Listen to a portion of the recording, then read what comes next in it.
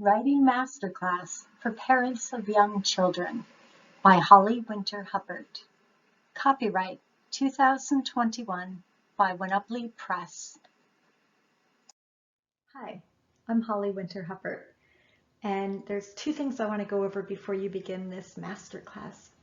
Thing number one, you might want to have some kind of a checklist or even just a list going where you can keep track of some of the new learnings.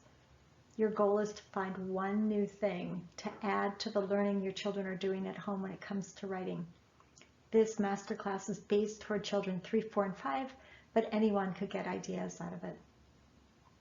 Second thing I wanted to do and tell you is, and I apologize, the audio quality of this masterclass is just terrible. I have tried so hard. I bought a new computer and the audio went, and I bought a standalone microphone, and because the audio went in the computer, I just can't get it right. And I've tried so hard, and I have to just let this go. And if you could help me out, keep your finger on the audio button. You're gonna have to turn the volume up.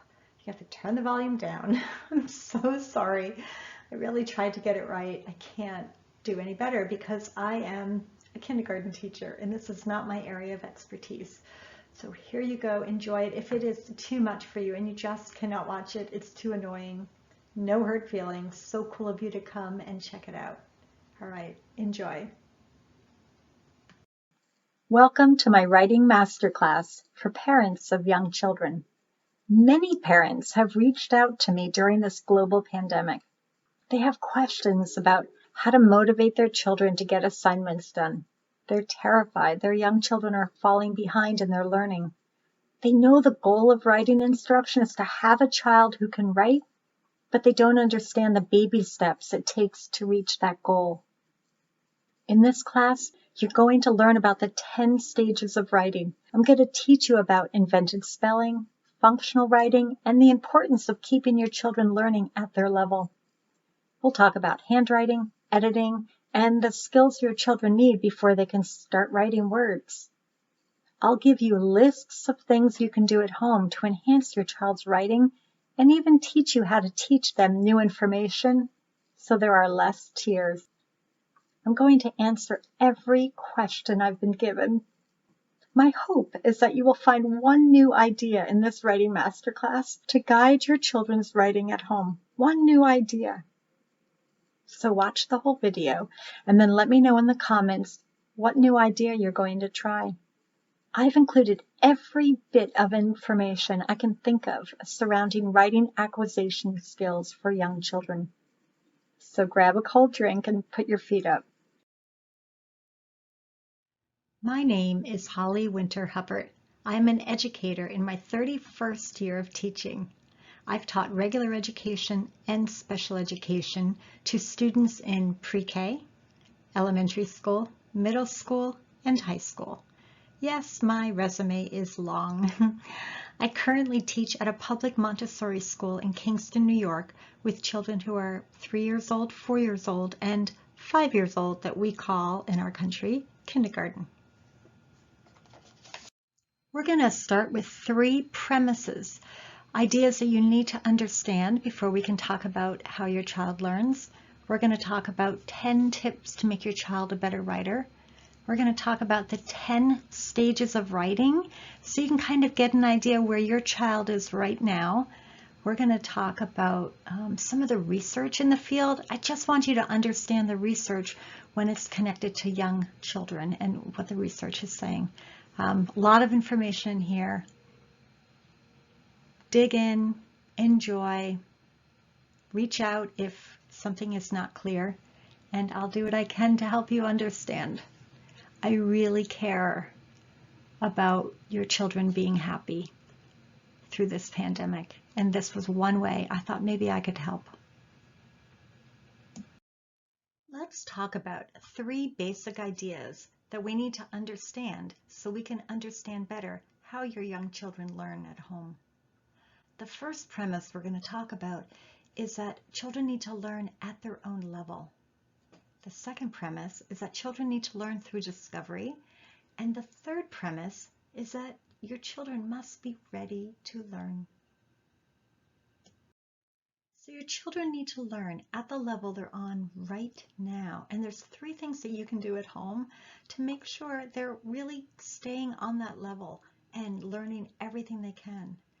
The first thing is independent play. Please give your children ample time to play with toys and play with blocks. Whatever you have at home, you don't have to go buy new things.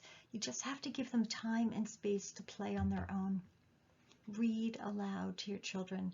Reading to them is a really important way to get their brain ready for growing, and I'm going to talk more about that in a moment. And drawing. You may not know this because I haven't really explained it yet, but drawing and writing are connected in the brain. Every time your child draws, it's helping with his or her writing. So that's a really big deal. So we're going to talk about premise number 1, or the ways you can keep your child working and learning at his or her level at home. Children play at the level of their development. An infant might look at a toy, pull the toy into his or her mouth. That's the infant's level of play. Whereas a toddler might throw the toy across the room and then chase after it. That's the toddler's level of play. Independent playtime is essential for your child's brain to grow. It teaches them focus, cause and effect, problem solving, storytelling, logic skills, and many more skills. Independent means that an adult is nearby, but the children are playing on their own. Did you know there are tests that measure a child's intelligence by how long they can play independently? They look at things like how many characters are in their stories, the passage of time in their stories, and many other markers. If your young children cannot play by themselves without insisting an adult join in, this is your work. Back off. Your children are ready to learn this skill. Yes, your children will fight and they will make messes and they will build enormous, beautiful things that take over their entire sleeping area.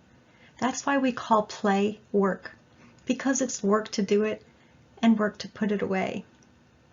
No, I'm so sorry. Anytime your child spends on a screen is not a part of independent play.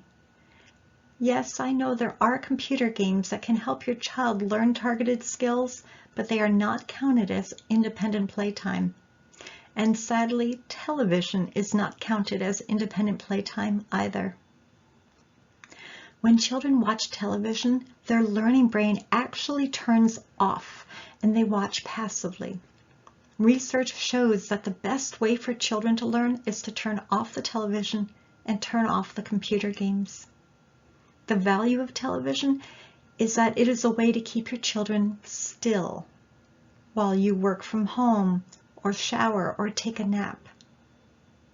At the very least, promise me that you will balance your child's screen time with his or her independent playtime.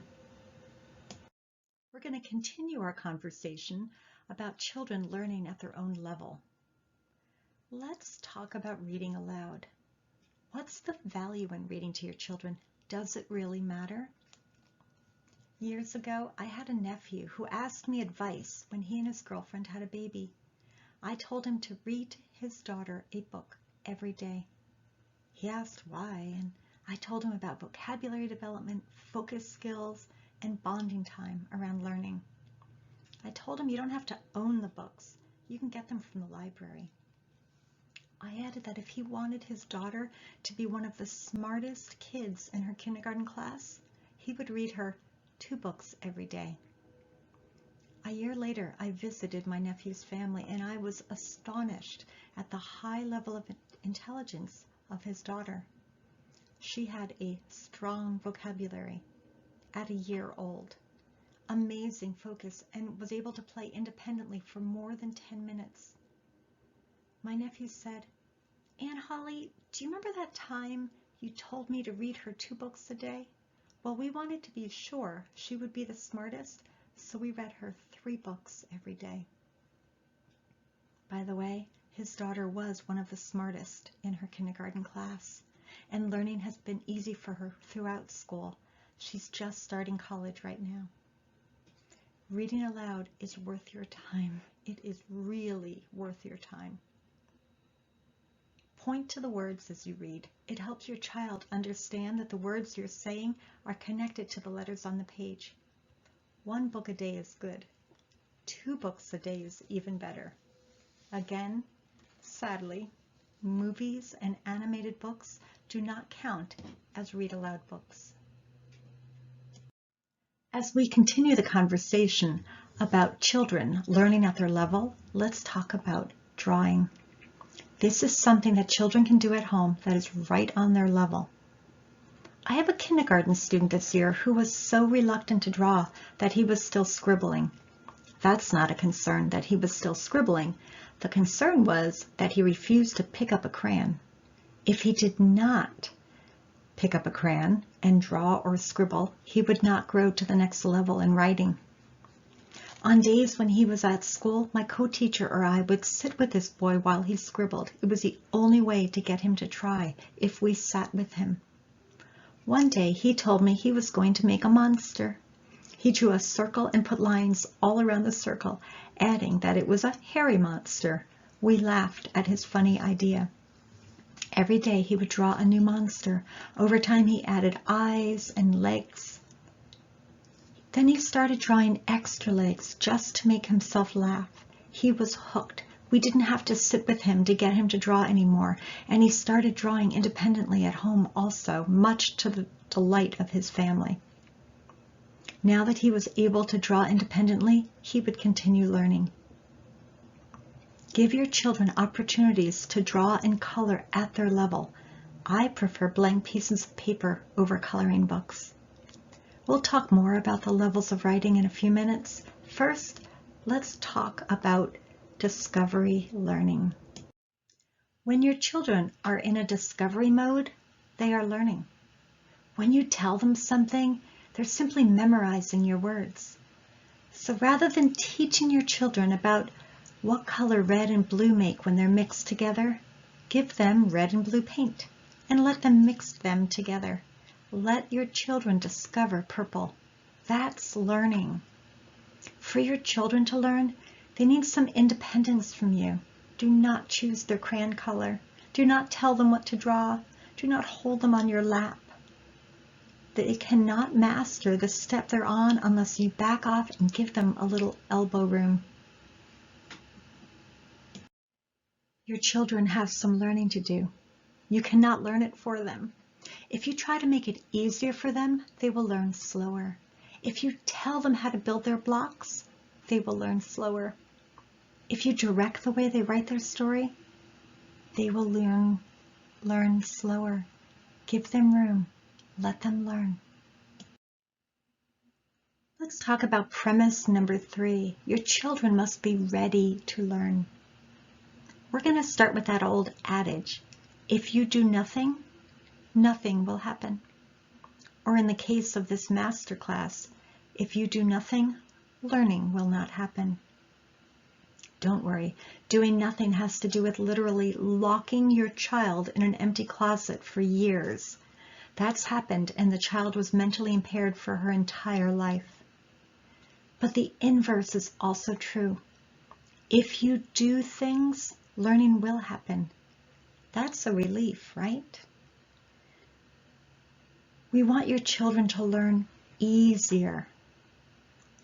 But if you want your children to learn how to write, they must learn from the level they're on right now, not the level you want them to be on. I'm going to repeat this. Your children need to learn at the level they're on right now. At this age, having your children play independently and reading books to them is an important part of their learning journey. Just like the story I told you of my nephew reading to his infant daughter every day. Every step in learning has prerequisite skills, things that must be mastered first. Your children's learning level is dependent on what has been learned already. Your children cannot learn how to write letters until they can focus on one thing at a time. Your children cannot learn how to write letters until they can use a writing implement. Your children cannot learn how to write letters if they've never seen letters before. Your children cannot learn how to write letters until they can draw a circle, a line, and a diagonal line independently. What's the best way for your children to learn these skills? Let them play independently. Read them books. Let them scribble and draw on their own. If you decide that your 5-year-old child is going to learn to read Shakespeare this year, it's going to be a tough year for you both. Your child must be ready to learn, and you must be ready to help your child learn on his or her level. When your young children are older, playtime will be over, and they will miss it. Let them enjoy it now while it's a prime strategy for learning. Of course, your children's teachers will identify and guide your children's learning levels. At home, you don't have to worry about that. Give your children time and room and a place for them to play. Let them dabble and play and create and discover as you read them books, and let them play with their toys. I'm not suggesting that you abandon your children as they learn. That would be messy. Just give them a little room. Next up, let's talk about the 10 levels of writing so you can get a basic idea what level your children are on right now. Hi, baby. It's like you can hear me. Carry on. Play. Keep playing. You're good. You're good. Some researchers claim that there are 1,000 levels a learner goes through in learning how to write. Aren't you relieved that we're not going to look at each of those levels right now? Keep in mind, your child might be on more than one level, and that's fine. You may also see that one day your child is on one level, and then the next day your child has fallen back a few levels. This is to be expected. I don't suggest that you discuss these levels with your child. Your child's job is to be a child. If you are concerned that your child is not moving through these levels, talk to your student's teacher about it. Remember that children need time and opportunity to practice in order to learn. All children learn. Writing can depend on your children's mood, how tired they are, if they are hungry. You get the idea. And it can affect how much effort they put into their writing. That's okay as long as they're trying. They'll continue to learn and grow if they're trying. The writing level is an average of where your child is most days. Remember, writing at this age is playtime, for fun. Drawings can be anything from literal, "This is me wearing my yellow shoes," to silly. "My dog ate a spaceship and the alien was so mad that he turned my dog into an alien. Now I need a new dog." There are no bonus points for getting your children through these steps faster. The more your children draw and write, the faster they will move through these levels. No pressure here, really. I want you to be happily creating. That's what matters most. When children are first learning how to write and hold a pencil, there may only be dots on the page or little tiny short lines, scribbles without meaning. They don't want to talk about what it means. They're just moving their pencil around. And then after a while, they're going to draw a picture and say to you, "Look, these scribbles are actually words." Or, "Look, these scribbles over here, this is about a camping trip I went on." You're going to notice that their pictures start looking like pictures. Their people look like people instead of little fish swimming around in an ocean. And it's kind of an exciting time, like, whoa. Sometimes they will want words with their better picture, and sometimes they won't. And that's just fine. The next stage has to do with labeling. Now your child will draw a picture and have very specific words for you to write. They want it to say daddy's hair, mommy's hair, sister's hair, my hair, very specific things. The next level is called pre-writing. Pre-writing is when your child moves a pencil across the page quickly, makes little squiggly lines that have deep meaning. Your child will read these lines back and say, "Hey, mommy, can we go to the park after school?" He or she doesn't understand that when other people write, they use letters. They just know that as they move the pencil, it's going to have meaning because they know writing has meaning. So it's a very important stage. When letter stringing starts, It means that your child has realized that when other people are writing, they are actually writing letters. So your child uses all the letters he or she knows and starts stringing them along. They don't spell anything. They don't mean anything. Your child very well will read back what they've written, and your child might also say, you read it. And that's always hard. You'll have to say, I'm sorry, honey, you have to read this one because you wrote it. And one day you'll learn how to write the letters so that I can read it. Enjoy this stringing phase. It doesn't last very long. It is the one stage that if kids get too comfortable, I have to nudge them out of that stage because they will happily sit stringing letters page after page all day. And it's the one stage where right after letter stringing, it's time to start writing the sounds they hear. You know, they know how to write the letters. So it's time for a little bit of a nudge. After a while, you give them time to enjoy it. And then you turn the page and you go, all right, you made a picture of a tree. Tell me what letter tree starts with. T, t. That's right, T. And they'll say, no, I just want to write my own way. And you're like, you can later. First, give me a T. And then move on from there.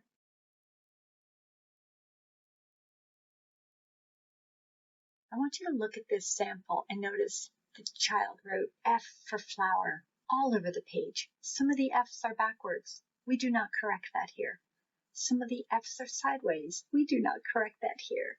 We notice the hard work the child did getting F all over the page for flower, and there's even one on the bottom right side that has an F and an R.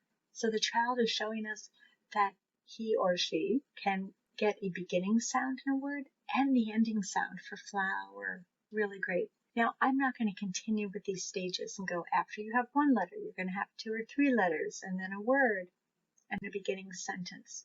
So for this stage where I'm talking about writing down sounds, it could be as many sounds as you want, right up to sentences and paragraphs. We're going to talk more about inventing spelling in a little while as another stage in writing. So let's talk about copying. There's several different times in the writing process where your child can benefit from copying. One of the times is after they've dictated to you and you can write down the words correctly. Please notice the way I spread them out on the page to give your child room to write. Now, on the left is a sample about hanging out with mom. And I want you to notice that there are sideways letters. And by now you know what I'm going to say. We don't correct that here. This is just a time for kids are learning to write the letter. They're not going to look right. You notice the word my, it's MF. That child didn't know how to write a Y and did his or her very best to write a Y, but it looked like an F. That's okay. They are just learning how to copy. You notice not every letter is represented. That's also okay because this was really, really hard work for this student. Doesn't even know how to make the letters, is struggling and trying. And there's a point where you're like, wow, you did great. You can stop now.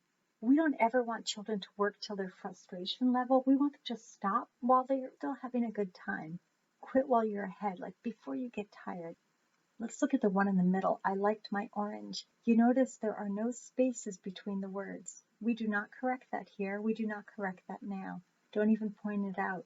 But I want you to notice how the dictated sentence, I liked my orange, matches the picture.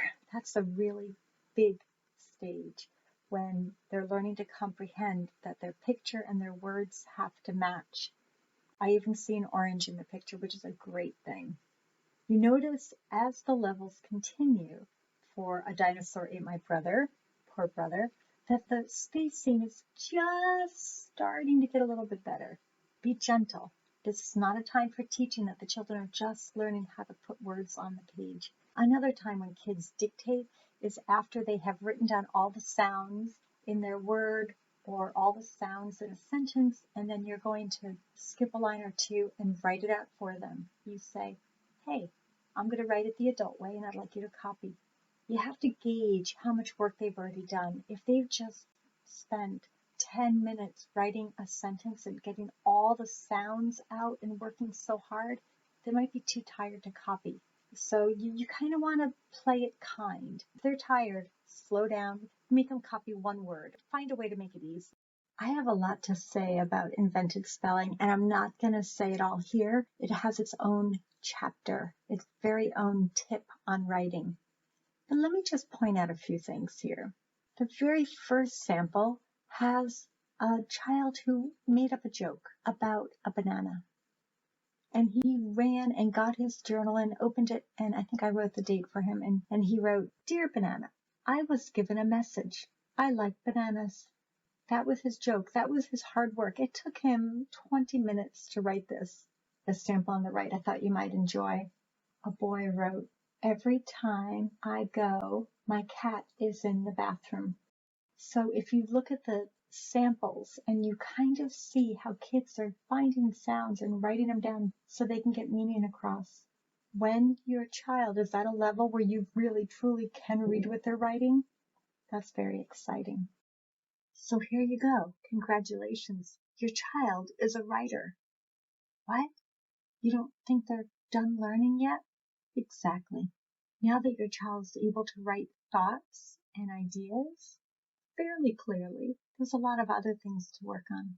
But I need to point out the student who wrote this knew how to write the words I and love, but then she took a risk and tried to write a new word, teachers. I love teachers. Now, that's what we want. What we want are for children to use big vocabulary words, big spelling words that they don't know how to spell. And we want to encourage that. Every time they take a risk and write down a word they don't know, compliment them in a big way. Because as we go on in writing, there's going to be a lot of words that children don't know. So you might be going, I know the next step.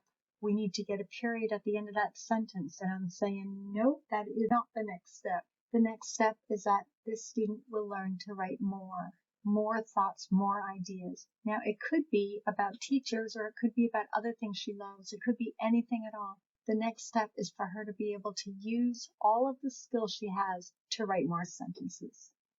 We don't care about the spacing. We don't care about the conventions, the capitals, the periods. Right now, ideas matter most. And now I have 10 tips for you to help your children become happy writers and enjoy the whole process. These tips are filled with information and ideas, and I think you're really going to like this. Tip number 1, writing is playing. Just like a child finger painting is a time to play and be creative with paint, hopefully not full body painting, writing is also playtime for young learners.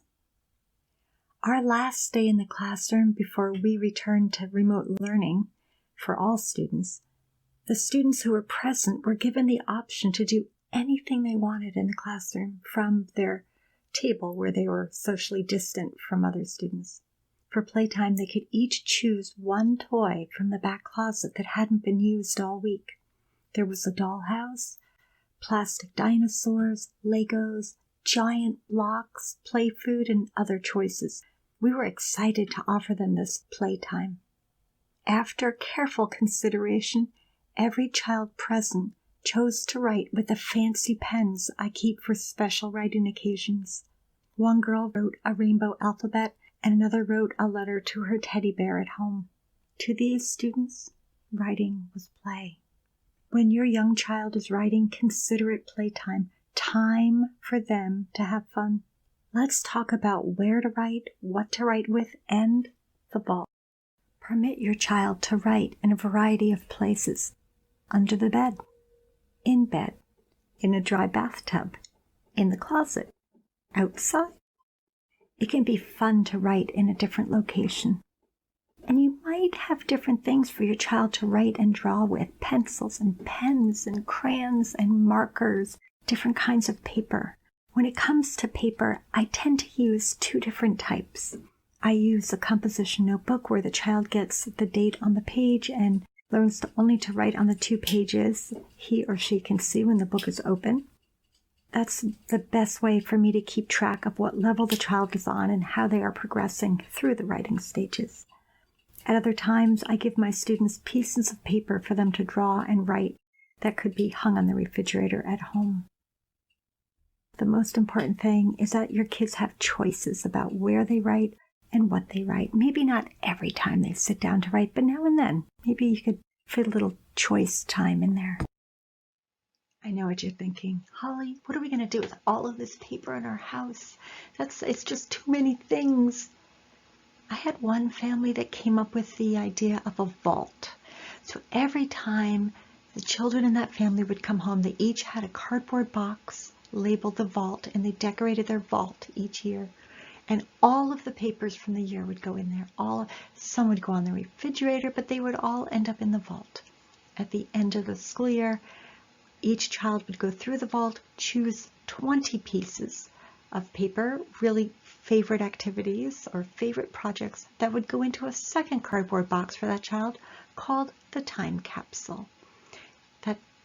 Now the stuff in the vault would be given to grandparents and then discarded when the children weren't looking. I know, what else are you going to do with it? You can't keep everything. I don't know if you have enough room to keep all of your children's papers and collect it for the year, and maybe you don't. Not everyone has so much room. But please promise me, no matter what, you will keep and treasure your children's journals. They are so valuable, and not just from the levels, but just from what they think and feel and how they showed up in the world when they were at this age.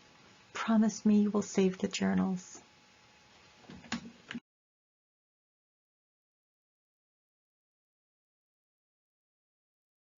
Not to get all Gertrude Stein on you.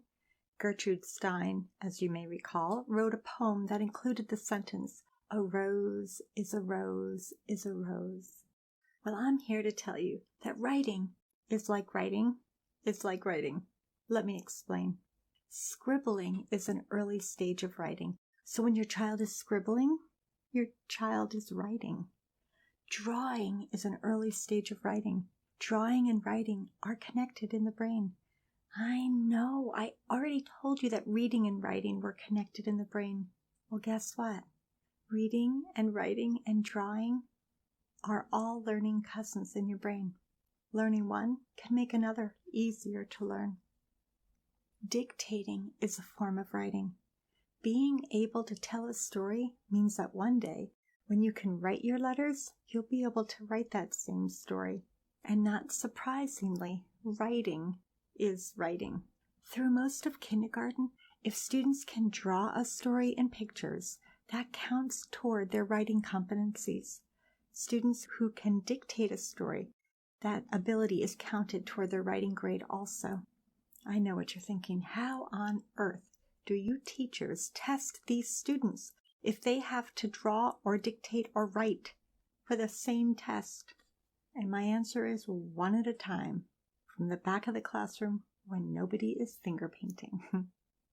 This is why we talked about the levels of writing and how the very first step after scribbling is scribbling with meaning. Stay with me here. Your children are natural storytellers. When your child is telling a story, that's considered to be oral writing.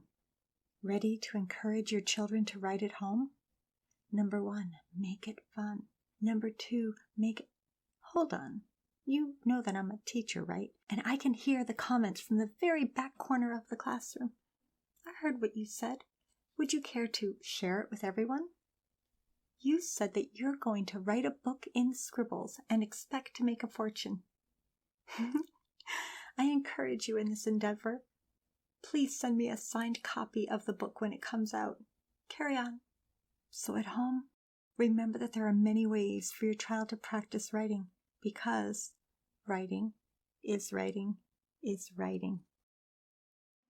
Functional writing is writing for a reason. This isn't an assignment. It's another way to have fun with writing at your house. Encourage your children to write letters to the mailman, firefighters, their doctor, grandparents, teachers, and all the people that they love and care about. Find a pen pal for your children. Ideally, someone they haven't met yet.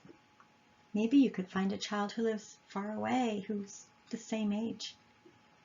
It's more fun to write when you're writing to a new friend. I challenge you to have your children make a menu for dinner tonight. Can they list the foods in courses? Can they include the names of the food, some describing words, and a picture? Can they make the food sound so good that if I saw the menu, I would want to join you for dinner? Have your children make greeting cards for every holiday that they could send to loved ones and spread good cheer. Ask one of your children to make a shopping list for you. It's a very good way for your children to practice their writing and excellent for your memory skills. A shopping list could be without letters or with letters. Have your children write out a wish list for their birthdays. Maybe they could make a timeline of the entire day from wake up to bedtime. I think you get the idea. My message through this entire masterclass on writing for young learners is to have fun with writing. So, hello? Have fun with writing. Let's talk about the difference between supported writing and independent writing. We'll start with supported writing. Supported writing means an adult is there supporting the child's ideas. For young children, this is necessary. Here's a video showing how an adult can support a child who needs help getting the ideas and the words. Notice how the parent only writes the words the child says, and notice how the parent asks the child to do work after.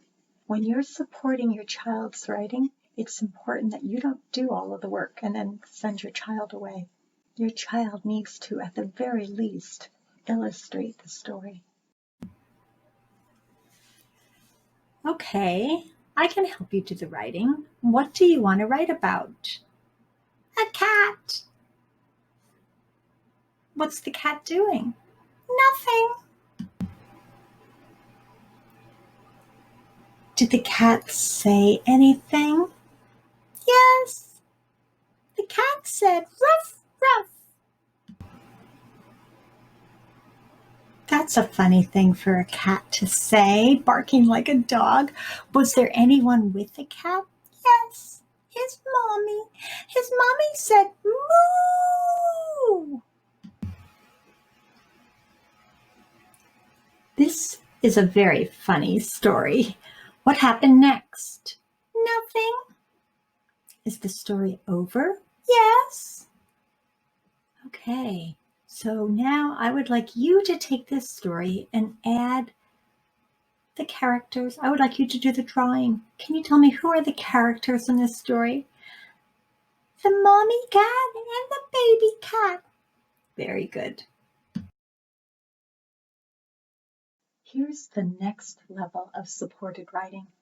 The parent is sitting far from the child, but can still help the child stay on track. The parent writes only what the child says. There are no suggestions offered, no ideas offered. The parent is supporting the child's writing. By the way, if you have a child who refuses to journal, have the child draw first, and then, if you must, support the child with writing letters or sounds. So what do you want to do in your journal today? Do you want to draw your picture first or think about your words first? Mom, I'm going to draw my picture first. Okay, Mom? All right. What are you thinking about? I'm going to write, I want to go in a helicopter.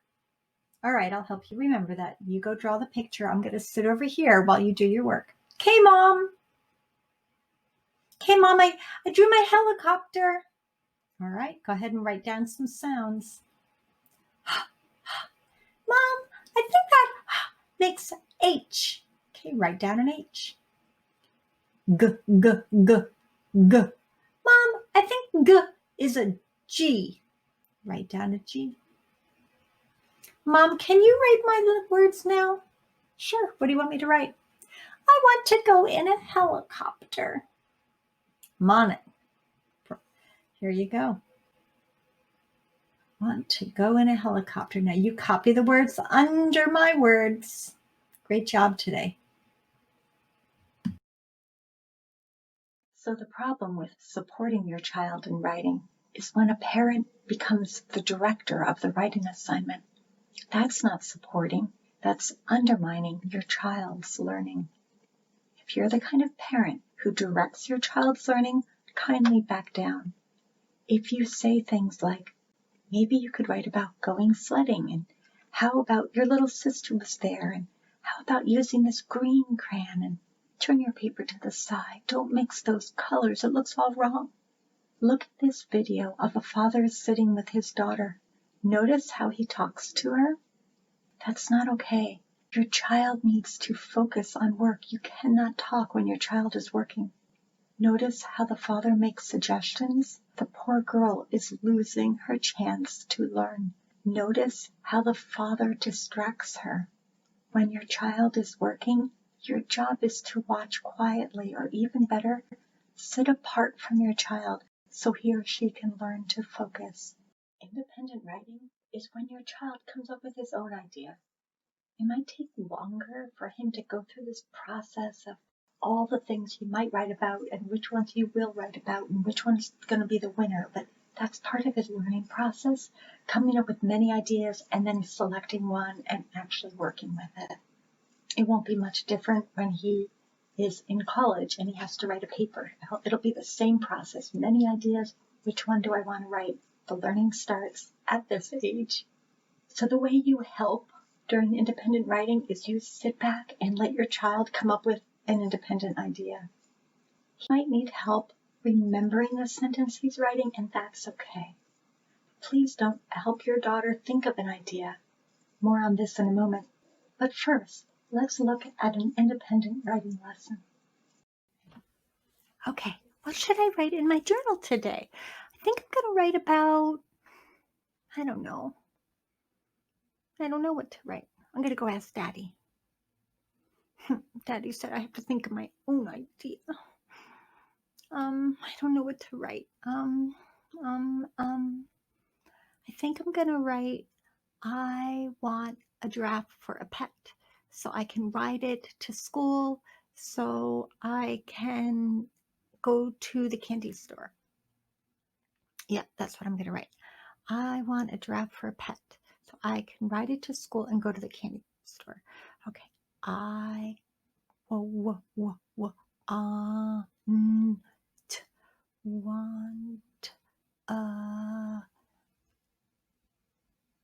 I got it all. Okay. Daddy. Look, I got my journal done. Can you write my words? It says, I like candy. I don't know what it says. I think it says, oh, yeah. Yeah, it says, I want a giraffe so I can ride it to school. Daddy, could you read my writing? Can you write my words so I can copy? Okay. Thanks, Daddy. I'm going to go finish my journal. As you're teaching your children to write independently, try to find a variety of books that are fiction and nonfiction to give them a lot of different ideas of how stories go together. Here is a nonfiction book I wrote about a kindergartner. It's called Hans Goes to Snow Day School, and it's about a 5-year-old boy, my great-nephew, who came to spend a day with me. It is a regular day. There's no hero. There's no villain. It's just a story about a day. And quite honestly, most of our days are just a story about a day. See if you can find books that are just a story about a day to read to your children, to give them ideas of what a life looks like on the page. I want you to be more like a butler than a waiter. A waiter does everything for you. You snap your fingers and the waiter jumps to attention. A butler awaits the gong, finds you, and then helps you solve a problem, shows you to the drawing room, and leaves you alone. You can write a story too, not in competition. Use your own paper or your own journal. Use simple words, draw a simple picture. And please do not say things to your child like, I'm not a good writer, or I don't know how to draw. Set a climate where we're all going to do our best.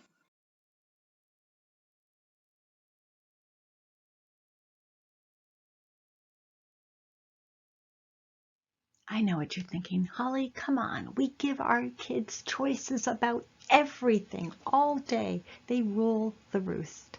And I know that. But I just want you to know, if a child says, today in my journal, I'm going to write about the squirrel in the backyard, and then your child writes about the squirrel in the backyard, your child has set a goal and met a goal. So just remember that when your child is meeting a goal, this is a really big gift that they get from writing. Goal setting, goal meeting, feeling accomplished. So if you say to your child, hey, what kind of cookie should we make today? Chocolate chip or oatmeal? And your child says, chocolate chip. Please don't turn around and say, nah, you know what? I think I'd rather have oatmeal. The rule is, if you ask your child for a choice, you have to accept that choice. I don't care if you don't ask. I only care if you ask and then change your mind. One of the things we're really trying to teach in writing is that children learn how to have a choice and stick with it. Now, mind you, I don't care if a child says, I'm going to write about the squirrel in the backyard, and then your child sits down and writes about, I wish we had an alligator in the backyard. I don't care about that. I don't care if they write something different. But they're learning to make choices, and it's hard for them. So let's try to teach them how to make choices in other areas as well. So there is a trick some of my families like to use concerning journals. 20 minutes before it's time to write in a journal, you might say to your child, what are you going to write about in your journal today? And this allows some processing time before you're sitting in front of paper with a pencil in your hand and the kid's like, I don't know, I haven't really thought about it. So you can give them extra processing time and say, oh, I hope you're thinking about what you're going to write in your journal later. I understand it can be so disappointing when your child just went on an airplane for the very first time and all she wants to do is write about Elsa, or when your son just celebrated his birthday, but he just wants to write about the squirrel in the backyard. That's what a choice is about, letting kids decide, what do I want to write about? Okay, great. We've established that choice is a good idea. But now I want to give you more story ideas that you can say and talk to your children about to maybe up their game a little about the kinds of things they want to write about. What do children like to write about?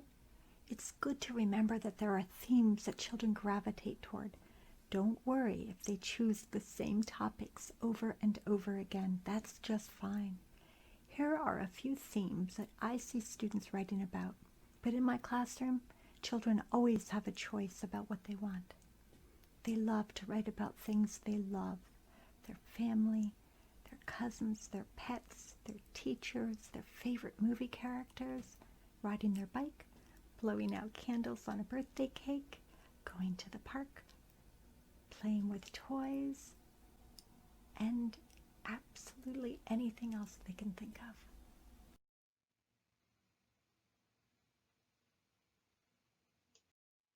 It's okay if your children want to write the same stories every day, day after day.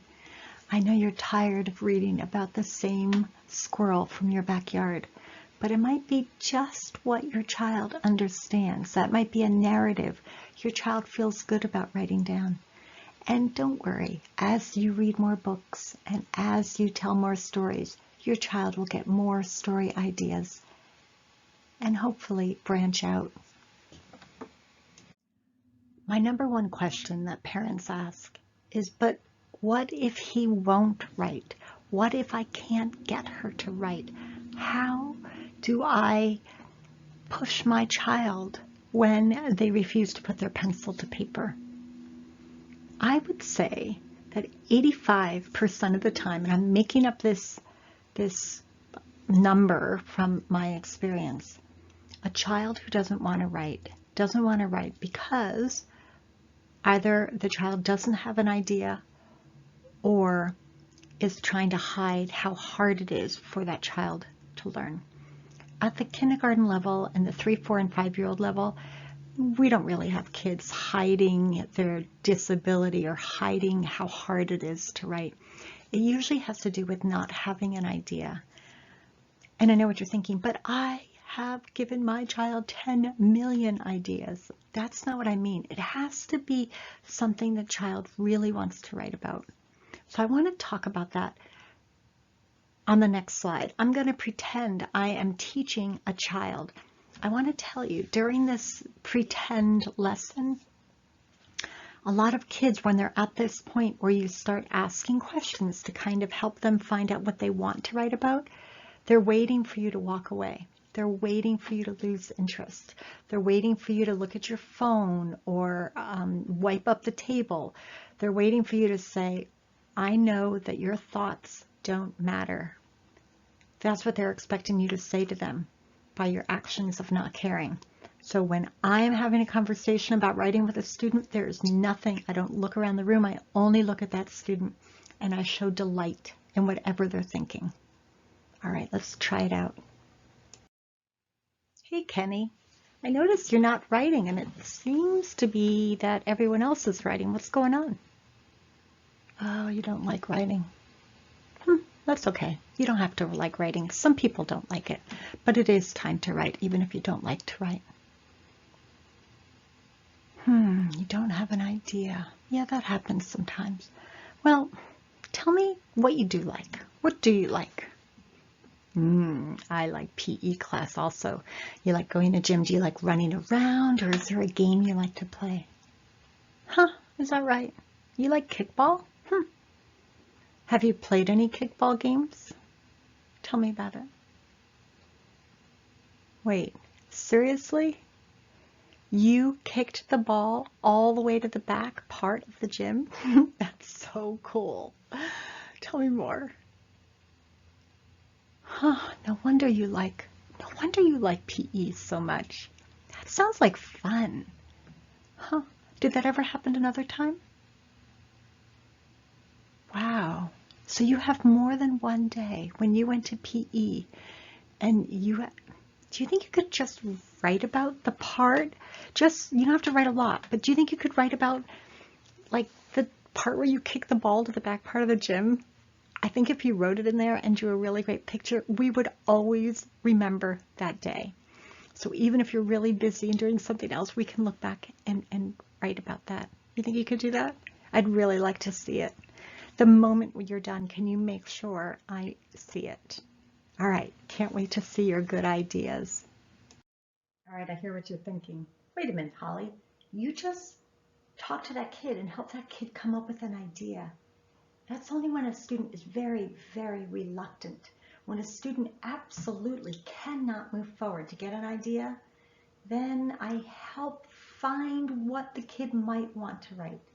Normally, I help more like what you're going to see in the next slide, where when the kids see me first thing in the morning, they go, my tooth fell out, or it was my brother's birthday, or I learned to ride a bike, or I lost my mitten. Whatever that thing that they want to tell me when they come in the morning, I often will say, hey, that might be a good thing to write in your journal. Later, when they sit at their journal, I don't remind them. I honestly don't remember. Some of them do, and that's what they write about, and that's absolutely perfect.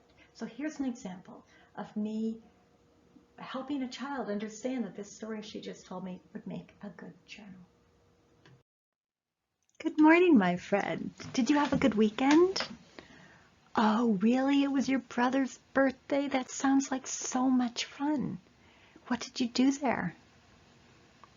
Oh, I love those balloons. Hey, is this what you want to write in your journal later? You might try to remember. I think it would be a good idea because it sounds like you had so much fun. Might be a good idea to write about what you're talking about. I get hundreds of emails from parents around the world saying, you don't know my kid. My kid is really, really tough when it comes to writing. And I just want to tell you, some kids have figured out that you really care.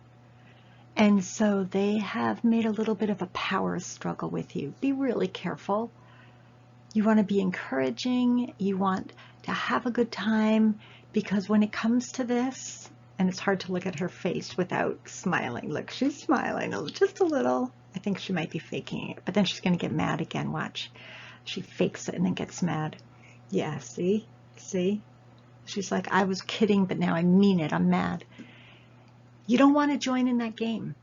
If your kid absolutely refuses to write a journal, then move on. But I'm telling you, most kids love to draw. And if they don't, you have to maybe help them a little, like my story. Most kids love to draw. Let them go draw. And again, we're talking about 3, 4, and 5-year-old children. Now, if you have a 5-year-old who's still very reluctant, talk to his or her teacher and see if you can get ideas for how to help. But keep in mind, you're not going to pay your children when they journal. You're not going to give them a prize when they do their journal, when they do their writing. You're not going to say you can watch TV now that you've done your writing. Writing is the prize. Writing is the fun part of the day. Do everything you can to really help your children love writing. I have some more ideas on things you can do to help your children love writing.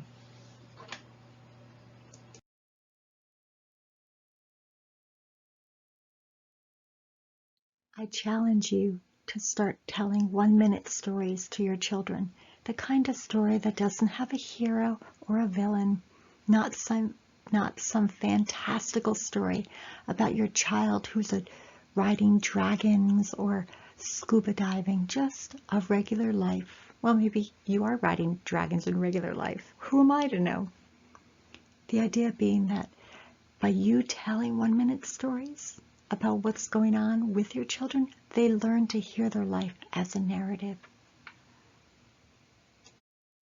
I was working with one of my kindergarten students last week over the computer during our remote learning school day. I asked her what she was going to write about. My goal was to get her to write a sentence of sounds after she drew a picture. She said, I want to write about how Mommy and Daddy met. Her father leaned down to her and gave her a kiss on the cheek. You don't know that story. I was about to suggest a different idea when he whispered to her. My neighbor was having a party, and I went to the party and saw the most beautiful woman I ever saw. She was wearing a green shirt and jeans. I asked her if she wanted to dance. My student held up her hand like a stop sign and said, That's enough. She picked up a green crayon and started coloring. Dad got the message and gave her space as she started drawing her picture. So I have 2 1-minute stories that I have put in here so you can get an idea of the way I tell a story to young children. A minute is longer than you would think. Normally in the classroom, after the story's over, I would do a challenge and say, I want you to write about a cat, or can you write about a cat, or you can write about anything you want. During remote learning, I videotape these 1-minute journals and put them online, and then the kids watch them and meet the challenge from at home. Kids love meeting the journal challenge. They also love coming up with their own idea, which is just fine with me. So here we go. 2 stories, a story from when I was a baby, which they love to hear, baby stories from themselves or anyone else, and a spider advice. Hi, boys and girls, it's Miss Holly. My mom told this story about when I was a baby. I didn't want to learn how to walk. I would just crawl around on the floor and didn't want to walk. She tried everything to teach me to walk, but I just liked crawling. So one day she took me to the beach and I was crawling on the beach, but the sand was so hot and uncomfortable. I didn't like it. And she said, I just sat there and I was like, I don't like, just like whiny and cry. And then I stood up because I didn't want to crawl around on that hot sand. And I didn't just walk, I ran back to my mommy. So I went from I'm not going to walk because it's too comfortable to standing up and running to my mom as fast as I could. So when I was watering my plants yesterday and I was giving them all a nice little drink, I noticed one of my plants has an enormous spider living in it with a very big spider web. That spider's been very busy. And I don't really want to have spiders living in my house. I prefer that they live outside. But maybe there are bugs that the spider's eating. I didn't see any bugs, but the spider has to eat. And so there must be bugs that the spider is eating in the plant. I don't really want to live with a spider. What do you think? What is your opinion? Should I leave the spider in the plant or move the spider outside? You might want to start telling 1-minute stories at home too. Or maybe you'd like to try the Remember the Time game. I don't know how we started calling this a game, but my students think it's a game, and I'm always game for them finding any of my ideas fun. When your family is together, spend time remembering. Children love to hear stories from when they were little. Remember the time we went for a hike? Remember the time we ate lollipops in the park? Remember the time we started laughing and couldn't stop? Remember that hike we went on? Remember that enormous spider we found in a tree? You can write these stories down if you wish, or you can spend time remembering together. Remember, storytelling is connected to writing, so the more time you spend with your children talking about stories and remembering things, it's a really good way to boost their writing and make them feel even more powerful when they sit down with a pencil. Another way to up your writing game is to play what if stories, or I wonder. I wonder if the puppy will play with his reflection all day. What if there really was another dog behind the mirror playing? I wonder why the dog has such short legs. I wonder why his tail wags when he's happy. I wonder if he's going to try to eat the mirror. You get the idea. Little kids love to play with language and be silly. Let them ask questions. And by the way, you don't have to teach a lesson right this moment on why the dog wags his tail and what it looks like. Let your child discover about tail wagging and say, oh, look, when the puppy's angry, the tail isn't wagging, it's out straight. You don't have to tell your kids, you don't have to answer all of the questions. Teach your children to ask questions. That's actually scientific inquiry. Ask questions. And on paper, they can ask also, I wonder why the puppy wags his tail would be a lovely piece of writing from a 3, 4, or 5-year-old. It might be a little bit more difficult for your children to come up with writing ideas since they're home more during the pandemic. So I wanted to give you ideas that you could do in your house with your family that costs no money at all, that you could just mix things up a little and have some fun. So maybe you want to have dinner under the table. Maybe you want to eat only red foods for dinner, or have a whining contest. Who could win a whining contest at your house? Have some fun with your children. Maybe it will end up in their journal right next to the story about the squirrel that they want to write about every day. There are research studies that tell us that if parents read and write in front of their children will be more interested in reading and writing and even have better scores. I remember when I told this to my sister-in-law years ago, she was like, done. Because normally she would read before bed. So every Saturday for a couple of hours, she happily laid on the couch and she would read her book for a couple of hours. And the funny thing is, her son, who was a more reluctant reader, became interested in reading because he'd see his mom reading, and even his dad started reading a little bit. So if you could find ways to incorporate reading and writing for yourself, not on a screen, please, it would really help your children. Some families start a family journal where you find a way that you all write about an event you go to. A really easy way to do that is to get a photo album with 4x5 slots where you can slide something in, and you could add photos also, or you could get 4x5 index cards And each family member gets one index card. You write a little message or draw a picture, slide it into the slot, and now that event has been documented. See if you can find ways to add reading and writing to your family activities. To help kids come up with ideas on what they want to write, I wrote a book on writing prompts for children. Now, you don't have to buy the book, but I want you to hear some of the things I thought about as I wrote the book. You can use any book you already have at home to do these same things. First idea, it does not say children on the cover. Sometimes kids think they're grown and they don't want to pick up a book that says for children. So nowhere is this labeled as for children. So the book has writing prompts for fiction and nonfiction and a photograph. So here's a photograph of a little girl looking at a horse. My favorite use of this book is kids just like to pick it up in my classroom and they just like to turn the pages.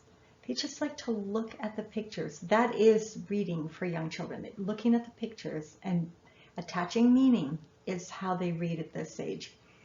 So you can look here and think of all the topics a child can come up with just from looking at this. It might be a topic of, I have a headband I like. I like to sit on the ground. I like to wear a ponytail. I never saw a horse. I've seen a horse. I went to a farm. I want to go to a farm. I like the green grass. I've never seen a fence. I have a fence in my house. I have a friend. I have a friend. My cat is my friend. My stuffed animal is my friend. I want to have a horse. I keep telling mommy, give me a, you can go on and on and on. I've given an idea for a nonfiction and a fiction prompt, but the truth is, kids look at pictures and they have ideas after ideas after ideas. So at your house, let your children pick up any book and start a conversation about the pictures. You don't always have to read the words. Have a conversation. I know there's some stories from your life you're not ready to share with your children. Maybe you have some secrets. You can tuck those away and save them for another day. But if you do have stories about when you were little or when you when you were learning to read or riding a bike for the first time, or maybe a story when your first tooth fell out, remember to share those with your children. They love to hear them. And then listen as your child tells you the story of, I lost my tooth today at school. I want to hear the story. Tell them, I want to know. Tell me everything. So you want your children to talk in a story format. You don't want them going, look, a squirrel. Hey, I want to do this. You know what? You don't want a lot of topic sentences. What you really want is one idea, one topic. Seeing if you can help them talk about that. And one way to do that is to ask questions and help them think deeply. Research shows that at this age, kids have a lot to say, way more than we give them credit for. They think very deeply, but we don't have the time to wait for them to formulate their ideas so they can tell us. So let's talk about some ways to get your child talking. There's a lot to talk about as we ask our children questions and wait for the answer. There's some research around something called wait time, and wait time is how long you have to wait. And honestly, sometimes it feels like an eternity.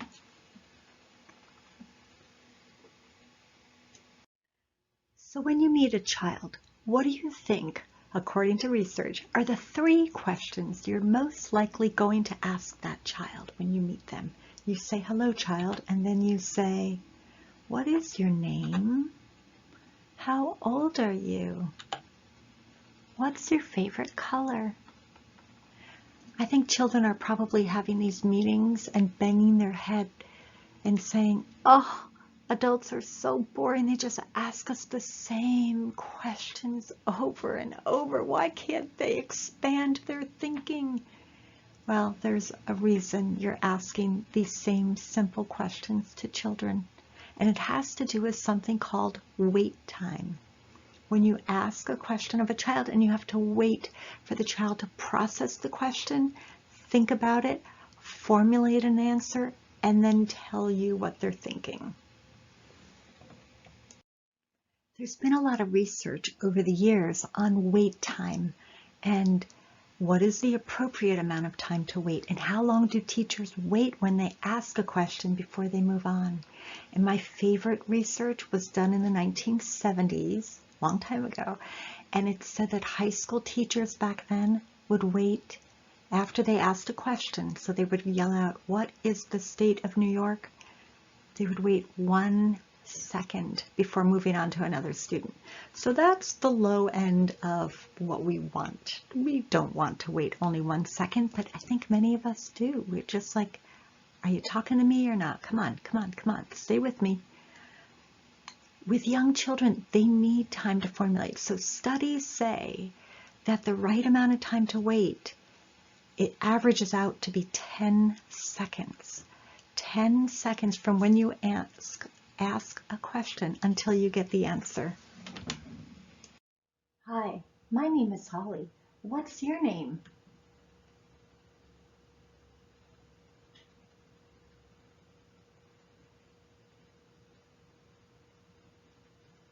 Kenny. Oh, hello, Kenny. Nice to meet you.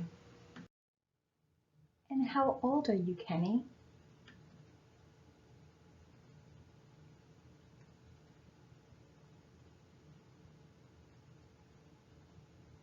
Five. You're 5. That's a nice age.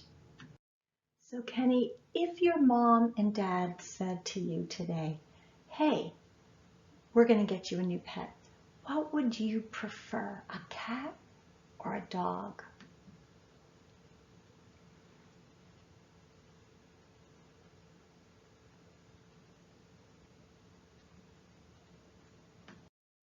Have you ever wanted to have a cat or a dog?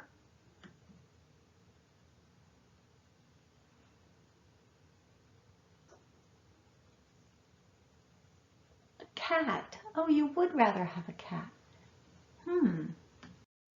If you got a cat, where would it sleep at night?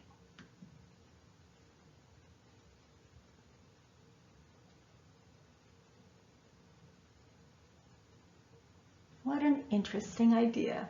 You would want your cat to sleep in the kitchen, so if it got hungry, it could eat, even in the middle of the night. That's some good ideas, good thinking. So what does this mean? Wait time. It means that your young children need your patience when they want to tell you something. You just sit calmly, look at them, kind of little smile, and you listen. While your child is formulating an idea, it's not time for you to clean out your wallet or go through your mail or run to the bedroom, into the closet, dig out your favorite slippers, put them on, and run back. I know you could probably do all of that in 10 seconds, but the whole idea of having a conversation is being present and being ready, and it will build your child's confidence. Please don't put words in your child's mouth. I'm always surprised when I go to talk to a child somewhere and I'll say, "Hey, I see you're wearing a blue coat. Do you like the color blue?" I can tell the child is formulating a response. I can tell they're thinking hard. And the parents are the ones who get embarrassed that their child hasn't answered yet. And the parents will go, "Oh, he loves blue. He wears blue every day." And then the kid just looks up and nods like, "Hey, yeah, that's true. I don't have to think about it." Let your child formulate answers. There's no rush. Give them time. So as we're talking about children and storytelling and getting your children to talk and learning how to get their story in order and have it make sense, you have to find a time for them to talk to you. And that's like the toughest thing, because they're going to want to talk to you while you're getting your work done, or they're going to want to talk to you while you're on the phone. So you have to try to find a way to schedule when your kids are going to tell you a story. Or I know I've had parents who pick a time, such as, "I'm making dinner. Now I know I can't give you my full attention, but I'm making dinner. Talk to me the whole time." I had a former parent, had a teenage daughter, and it became the saving grace. It was the one time she was standing in one room when her daughter could tell her every single thing that happened all day, and it was like perfect. Your kindergartner doesn't need as long to tell a story, but you still want to find a time. And it could be while you're washing dishes. I know I said you had to give them attention, but it could be while you're washing dishes that you just set up this precedent that I'm washing dishes and I'm listening to you go on and on and on about that backyard squirrel. And as you watch this video of a mom cooking and an older daughter talking and the younger daughter listening, you have to watch out for your younger children. A lot of times they aren't getting equal time. They're good at listening and being close by, but you need your younger children to talk also so they keep developing in their ability to tell a story. And you want to make sure that when your younger child is really trying to process and tell a story and come up with ideas, that everyone else in the family isn't filling in the words for them or telling them what they think, or everyone else can think so much faster. So you really want to find a time with your young children where they can just tell you a slow story. Slow stories are really good for them to be able to tell. But with that older sister around, it might be hard to find the time.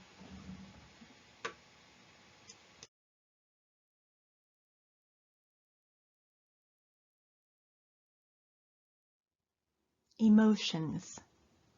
How many emotions are there anyway? Must our children be happy all the time? Do we teach our children how to be angry? If your child is sad, how may he or she express sadness? When your child laughs, how do you respond? When your child cries, how do you respond? Do you welcome many different emotions, or do you insist that your child must be happy all the time, no matter what? When your child writes about being mad or sad or angry, say, I like it when you write about how you're feeling. Encourage your child to write about different emotions and stay open to feelings your child writes about. Years ago, when my niece was 14, she came to visit me in Denver, where I was living at the time. She wanted to learn how to be a writer, and so she asked if she could come spend a couple of weeks with me and learn some writing skills. We called it the Aunt Holly Writing Boot Camp. We had a list of agreements, how many hours a day she would write.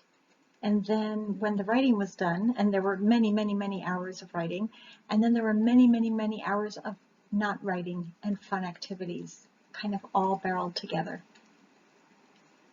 One day, we're going through our timeline of what was happening, and she decided she didn't want to write in her journal. It would have taken her under 10 minutes to get through this barrier to the next fun thing we were going to do in downtown Denver. And I told her, I understand that you don't want to write. I get it completely. Many writers don't feel like writing, and they'd rather do anything else. And she said, no, really, Aunt Holly, I'm going to skip this journal, but don't worry, I'll do everything else on the list. And I said, I'm sorry, we have an agreement, and if you, it's okay if you don't want to do this, you don't have to, but we can't go on with our day until this is done. That's the agreement. She tried. Believe me, she tried. She tried everything in her power to get me to change my mind, and I wouldn't. And so in a fit of rage, she said, can I just write about how much I hate you? And I went, absolutely. Can I write about everything I hate about you, or can I only write about one thing I hate about you? I encouraged her to write every hateful thing about me she could think of, and I told her it wouldn't hurt my feelings. She said, oh yes, it will.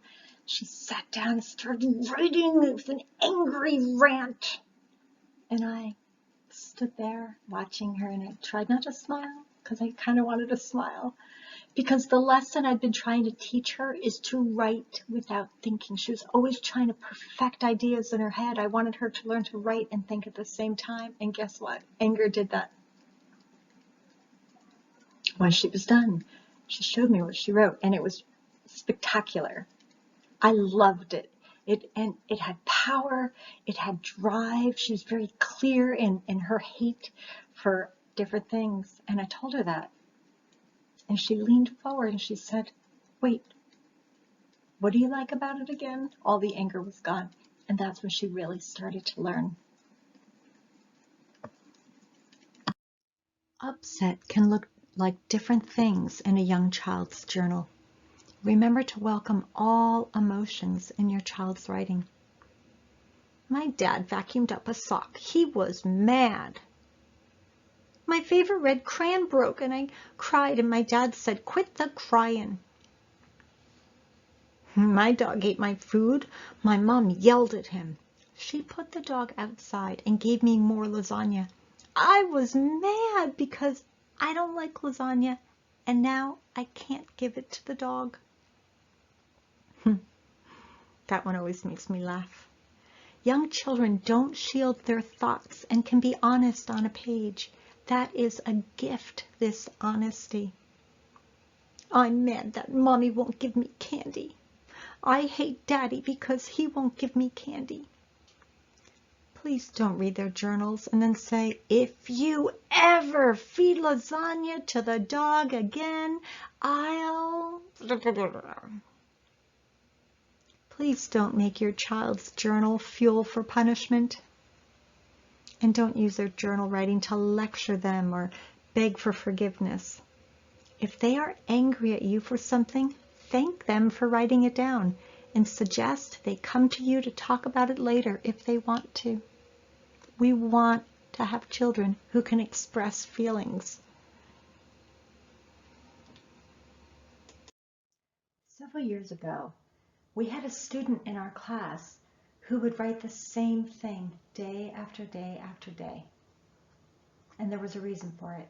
He had suffered a terrible trauma when his family's home burned down and they lost everything. In his journal, he would write things like, "The policeman came and the fireman came and they couldn't catch the bad guy." And every day, almost every day, he would write about how his train was destroyed, his favorite train. And people kept donating trains to this boy, like, "Hey, here's a train set." But he couldn't get over the fact that his very favorite thing in the world could be dissolved when a bad guy set fire to his house. He just could not handle that. And the way he dealt with his grief and his trauma was to write day after day after day in his journal. It is absolutely okay if your children write the same thing day after day after day in their journal. You know, things happen that affect children in a very particular way. The coronavirus, your child might want to write about that every day, or how grandpa died, or how about auntie is sick, or whatever is on their mind. And that is absolutely okay for you to show delight in the way that the child shows up on the page. Now, this student that I had, right near the end of the year, the last month of school, one day in his journal, rather than writing about the fire, he wrote about the playground. And we were like, whoa, look at that. It's starting to heal. And he wrote about the playground the next day. And the day after that, he wrote about the fire. And then he wrote about his family. And then he wrote about his little baby sister. And so slowly his brain was giving him room and that he could write other things. So please know that it's absolutely okay if your children write the same thing every day. There's growth, inner growth, especially when there's emotional trauma that can be healed that way. In our culture, it's hard for our kids to show anger. Nobody wants to watch them roll their eyes or slam a door. Writing is a very good way for your children to express how they're feeling. So after you've read something emotional that your child has written, say, "Thank you for showing this to me. I'd like to know how you're feeling. Do you want me to write back, or do you want to talk about it? We could talk about it now, or we could talk later. When you're ready to talk, let's use the word ready, okay? We could always grab a cup of tea, sit at the table, I really care about you and I care about the way you're feeling. And just let me know when you're ready to talk, okay? There are a lot of things that happen and will happen in your child's life. There may be a grandparent who's sick, or someone who passes away, or you might have to move from where you're living, or maybe you have a neighbor that yelled at them. There are so many things that can make a child sad.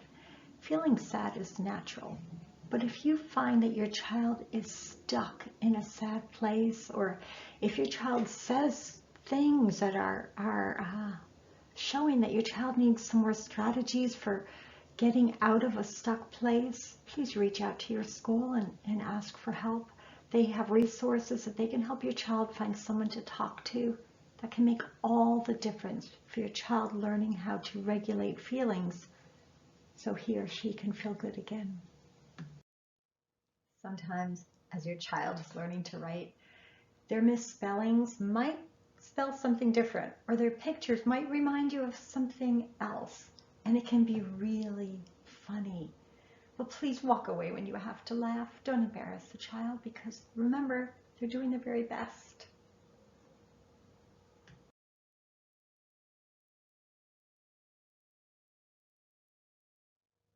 I know how it is. Your child's sitting there and you're sitting here and you have nothing to do, and you're like, if I just, now would be a good time to teach, right? Because teachers teach, and you're looking at your child and you're thinking of all the things that you could be teaching right this second. Don't. Back off. Watch. You're not helping. Don't give suggestions. Don't teach a lesson. Don't point out what's wrong. Your job is to back away from the child and let your child be creative. You ready for the rule? I know it's hard to hear rules, and I don't have a lot of rules for you per se, but here is one. If your child is holding a pencil, you cannot give a lesson. Work time is work time. Now later you can say, hey, come here. Let's see if there's a different way you could hold that pencil. Let's try something different. And that's fine. You can do that, but not while your child is working. You know there's a lot for your child to learn, but believe it or not, now's not the time to teach it. Your child's job is to be creative and write and write. I don't want you to teach space in between words, capital letters, periods, correct spelling. If your child is listening for a sound and you know that they've written the wrong letter, do not tell them the right letter. Not right now, not in the beginning when they're learning. Now, if your child's a little bit further along, what you're going to do after your child is done writing, you're going to have the child dictate to you, and then your child will copy the letters. That is coming, and at that time your child will understand things like spacing and periods. They'll learn it naturally, not through memorizing a lesson. So you're like, well, what am I teaching? There's not a lot to learn here. You're teaching your children to have focus and to think about what they're doing and to really like what they're doing. So Mom, Dad, put that pencil down. I see that pencil in your hand. Drop the pencil. Give your child space. Let your child learn and create and come up with good ideas without being corrected. Your job as the teacher at home with your child, helping your child learn how to write, is to show delight in what your child does and to understand that the level they're on will not last forever. They will continue growing, and enjoy where they are. It's really interesting the way the brain works and how learning happens. Your child may hear something that you said 3 rooms away, quietly, on the phone, late at night. And your child might hear that and remember it forever and go, hey Mom, remember you said, and you're like, I thought that was a private conversation. But then you're going to try to teach your child the order of the planets, and your child's like, I've never heard that before in my life. I know it can be frustrating because You're like, but you learned that, so you can learn this. What's the difference? It has to do with the brain. Your brain has two guard dogs called your amygdala. They're over here, they're almond shaped, and they decide what learning gets in. And secrets, ooh, the amygdala opens up right away for secrets. Something's fun and playful, the amygdala opens and lets it, come on, learning, come on in. If you sit a child down and say, I'm going to tell you this once, they might not remember even the conversation. You might have to repeat new learning 40 to 400 times before that amygdala opens up and lets the new information in. So if there is something you really want to teach your children, you do it in fun. You just do it in fun. So if you're changing the oil in your car, you just say to the kid, hey, hand me this screwdriver, just for fun. If you're baking a cake, you might say to your child, hey, can you break the eggs into this little container? I need your help. And then they're learning, they're hanging out with you learning. So the best way to have a smart child in a variety of topics is to make learning fun and to do all kinds of different things and to be kind. And just remember, it could take 400 times for your child to learn the multiplication tables later when they get older. And that's okay. Everyone's gonna learn them. Might just take longer, might be shorter. And since I just talked about the brain and learning, I'm gonna add this little tip here. When I'm teaching in the classroom, every now and then I'll say something to my students and preface it with, you don't need to learn this. Or, you're not gonna learn this till you're in middle school. And there's a certain kind of kid who hears that and leans in, and they wait till I say it again. You're not supposed to know this. And the kids will say, if the number has a 0, we're going to need a new 10 bar. And I'll say, you're not supposed to know that because I think it's a secret. And so that's just one little tip for helping your child learn new information. Every now and then you can say, you don't need to know this. And the amygdala is like, who, me? Are you kidding? I need this. When you were in high school and you walked into class and sat down and your teacher said, today there will be a quiz on everything you're learning, you pay attention and you learn. Your amygdala opens wide and says, come in, knowledge, we need you. And you ace that quiz. And then you go home and you forget it all. Your amygdala is like, I'm sorry, I learned it, but I'm not keeping it. I don't like fear. So learning in fear is not the best way to hold on to information. When you're teaching young children, stick with playful. Be as playful and have fun, and that's how their brain stays open and they learn faster. One of the things that the amygdala opens wide for are stories. When you tell your child a story from a book, they learn many, many things that maybe you weren't even planning on teaching. When the coronavirus started, my great-nephew came to visit. Here he is. His name is Hans, and he had so many questions about what was going on. It literally was in the first week of when schools closed that he came to visit me. And he had so many questions that I decided to write a book so other children who had the same questions could feel better from reading the book and maybe understand the importance of washing hands and staying away from friends and not going to birthday parties and all those sad, sad realities that changed when the virus struck. Now, this book is antiquated because in the book, the advice was not to wear a mask. This book was written so soon after the pandemic started that wearing a mask wasn't even part of the protocol yet.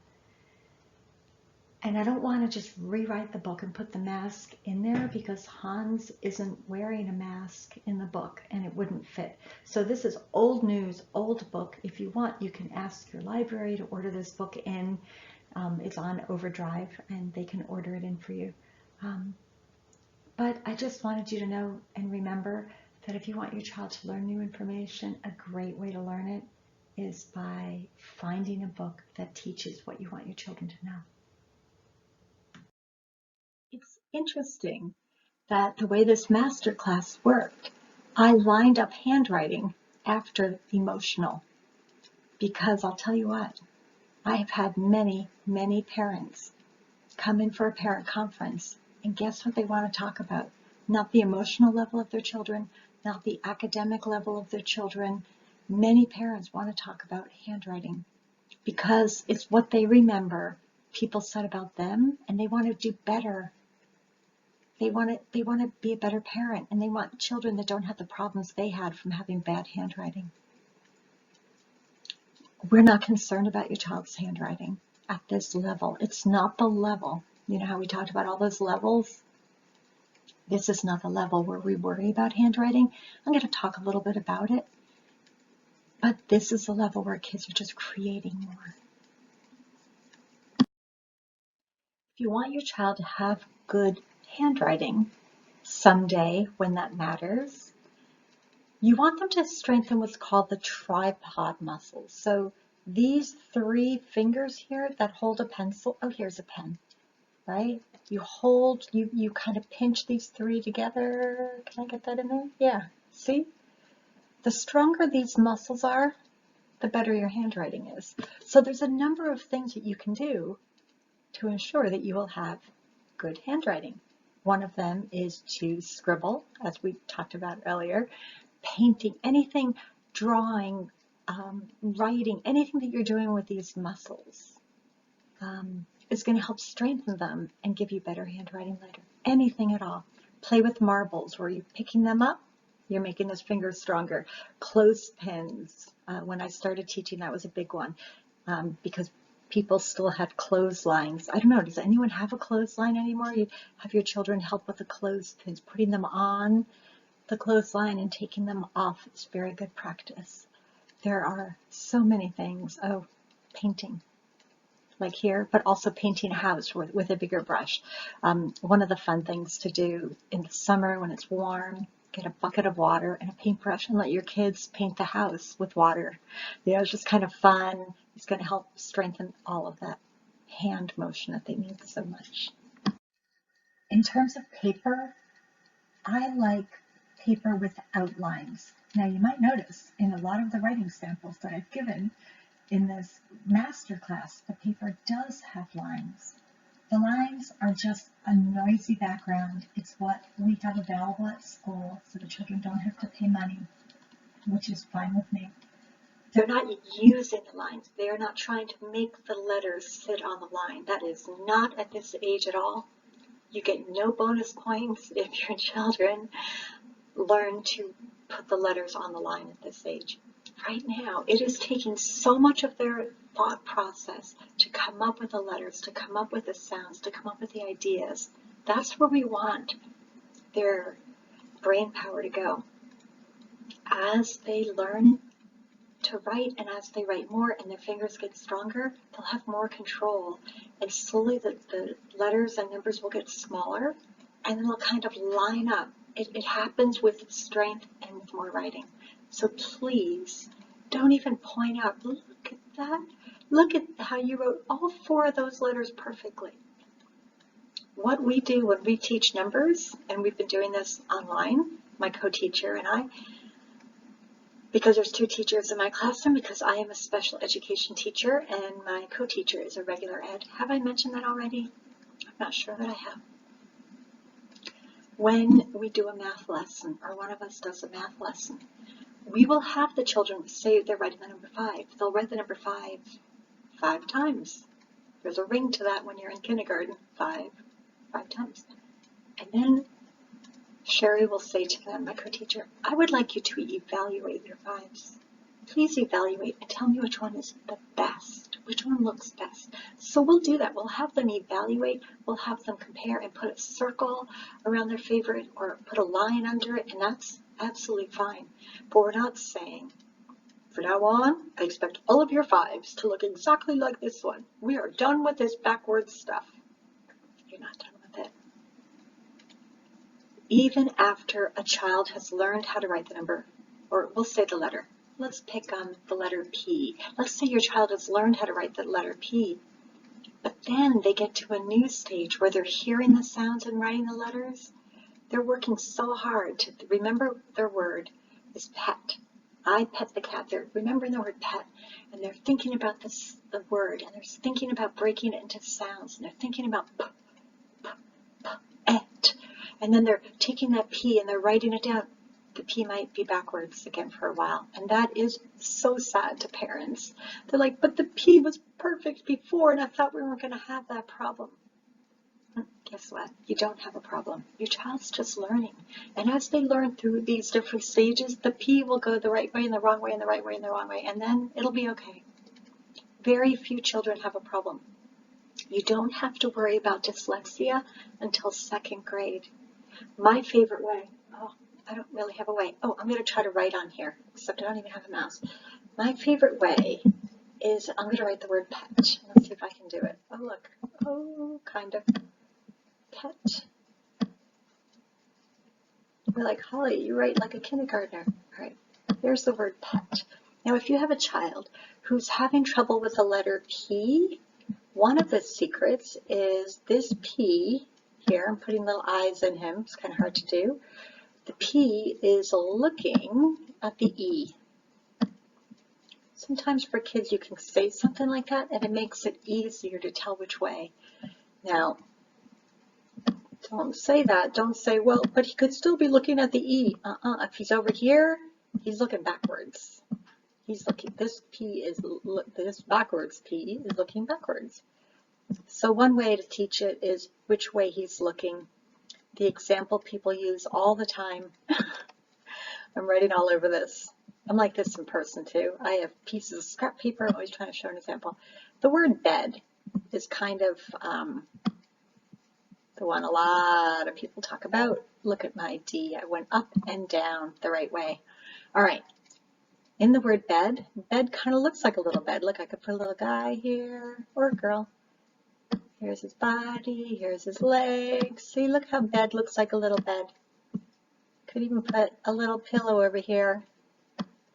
Make it really comfy for the guy.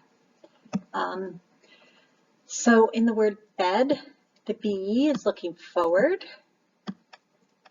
Oh, that's hard to do. And the D is looking backwards. I know. So sometimes when kids have trouble with the reversals and things, you can do games like this and help them figure it out. But I'd prefer you don't make a big deal out of this right now. They're just learning, like a P has a line down and then a rounded top. They're just learning that. Down, rounded top. They're not paying attention to which way yet. So toward the end of kindergarten, we start pointing this out more, but really not till the end of kindergarten. And your teacher will help with that, and you can ask, because what I don't want is every time your kid writes a P, you go, that's backwards, that's wrong, wrong, wrong, wrong, wrong, wrong, wrong, wrong, wrong, wrong. It doesn't feel good. It doesn't feel good to always be told you're wrong every couple, and I don't care if you were raised that way, I don't care if your brother always said that to you. I want you to know it doesn't feel good to a child to hear wrong, wrong, wrong, wrong, wrong. Your job when they write something is to go, I can read you the word pet. All right, lecture over. I had no intention of talking this long about letters, but there we have it. So in 1st grade, it's probably around the middle of 1st grade, they start paying attention to where the letters are, and they start with one line. Now, eventually, there might be 3 lines. Here I go again. I'm going to do some more writing. There might be 3 lines. They call it like a skyline. Oh, isn't that beautiful? And then there'll be like a dotted line here in the middle. Oh, I should have done this with a mouse. But hey, we're flexible, right? We're just trying to do it. So does it, hey, no, we're not going to end the show. So that's what the elementary paper looks like, and 3, 4, and 5-year-olds are not ready for that paper. You get no bonus points if they learn it sooner. So right now, we just want them to learn how to keep the letters sitting on the bottom line in the middle of 1st grade, not now, in the middle. So I'm just letting you know that We're not worried about all the letters being the same size. And look at these letters here that I wrote a moment ago. You notice how the L's have a hook at the bottom? That lets me know that this student is not ready to place the L's on the line. The L has to have no hook. They have to have enough control to write the line and pick up a pencil without a hook. And these O's are not very round, and they're not closed just right. So this student needs more drawing before this student learns how to place the letters on a line. So when it comes to handwriting, we're not going to have that conversation with 3, 4, and 5-year-olds. Your job is to encourage them to write and write and write and draw. Just this past week, one of my 5-year-olds was writing and was able to make her numbers smaller for the first time. She was so excited. She figured that out herself. She didn't need anyone telling her what to do or how to do it. She kept going, look, I can get more of my math problems on one page, because we're just doing finger math, like 3 + 1 = 4. And she was so excited to do that. Nobody cared before. She needed a lot of different pieces of paper. She could only write one problem. 3 + 1 = 4 took up the whole page. And just this week, for the first time, she could get 4 different math sentences on one page. That's great. But she was ready for that. Telling her to do it, pointing it out, making her rewrite, that's not going to help her. So when it comes to handwriting, that's not where our attention is right now. Our attention is on creating.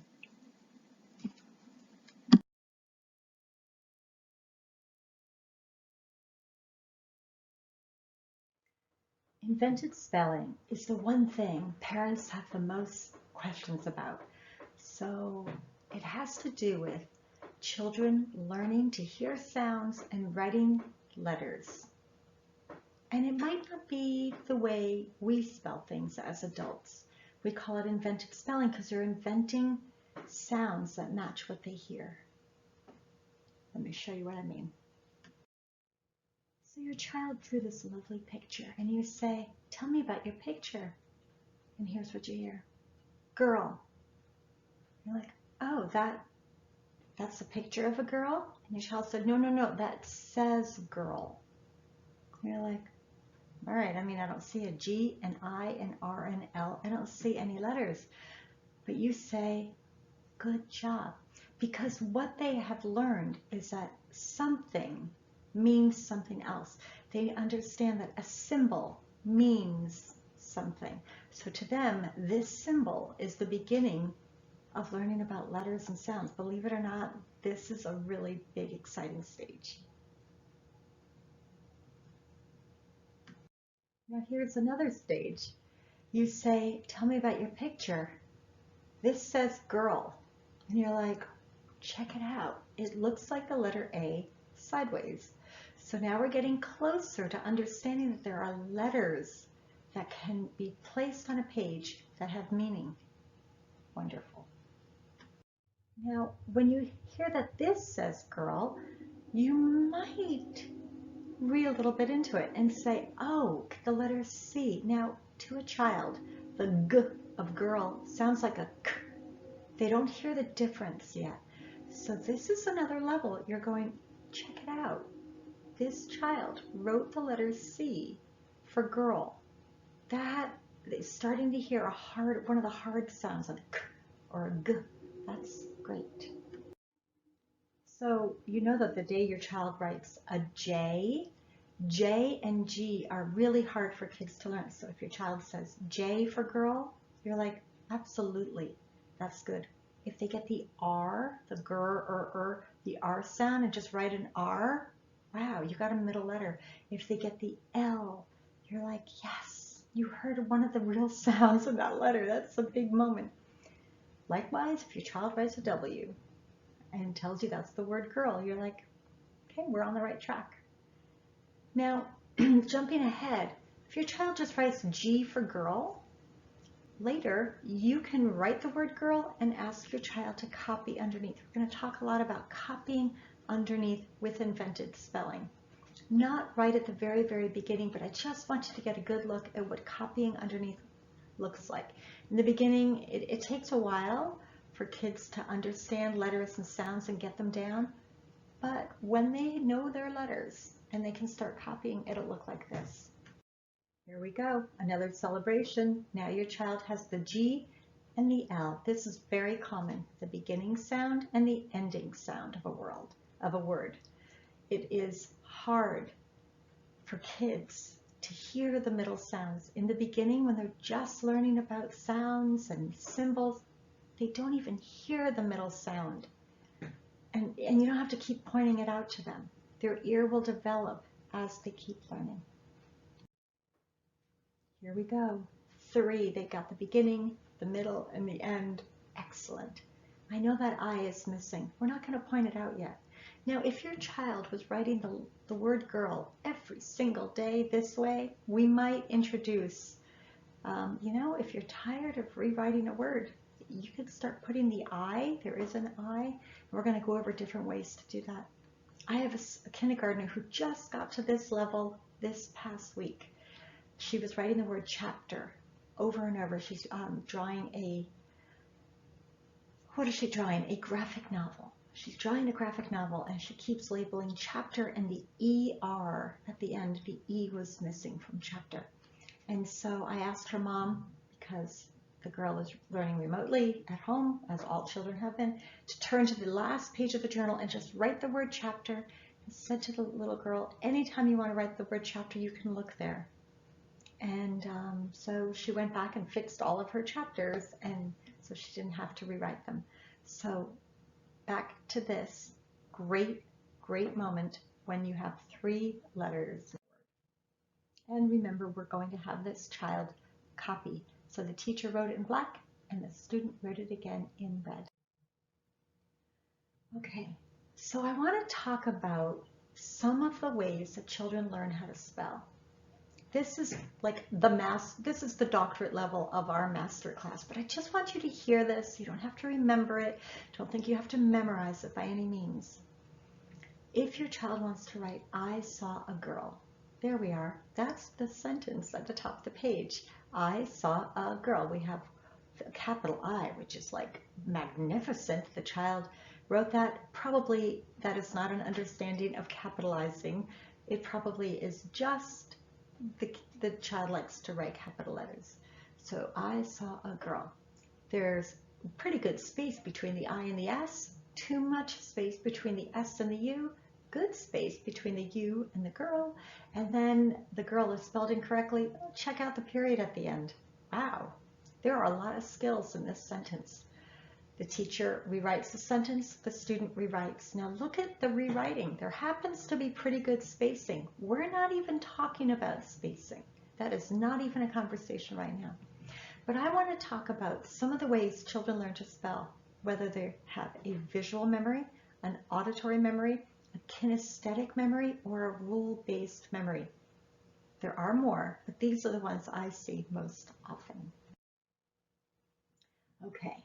So sometimes, and this is what worked for the girl writing chapter, she got a bossy R lesson. And the bossy R, which could lean on being a story-based rule a little bit. You know, the bossy R is so bossy, the other letter has trouble saying its name. So for her, it was an EI, IR, or UR to figure out which letter is bossy. For chapter, we just said it's always going to be ER. That is the rule. This student, she got it. ER, no problem. Now, if you have a kinesthetic learner, which can be more difficult because they want to touch things, they want to understand, sometimes you can say, now this is only for a child who cannot remember which letter to put between the G and the R. When I taught middle school, oh my goodness. This word was wrong in almost everyone's journal. When I taught high school English, so many kids had trouble writing the word girl. So by golly, it's something I teach. Make sure kids know how to spell it when they're in kindergarten, if they're at that level. So you notice, I made the I into a person, And I can say to a child, I am a girl. And they look at me and they go, uh-huh. And I say, look, I'm going to make that I into a girl. And just that idea that they could take that I and make it into a girl, when they go to write the word girl, they'll remember, I am a girl. Oh, a picture of a girl. Oh, that's the I, the one that looks like a person. There are problems in teaching this rule. And the problem is kindergartners sometimes say the L could also be another person. You could be G-I-R-I, jury, instead of girl. So there's only a certain kind of child who really needs that I am a girl. And a visual learner could write the word girl 10 times each. Please understand that only the visual learners will do. Sometimes a kinesthetic get that way, but it's usually the visual. We do not teach this visual learning until 2nd grade at the very earliest. So please don't think this is a choice right now.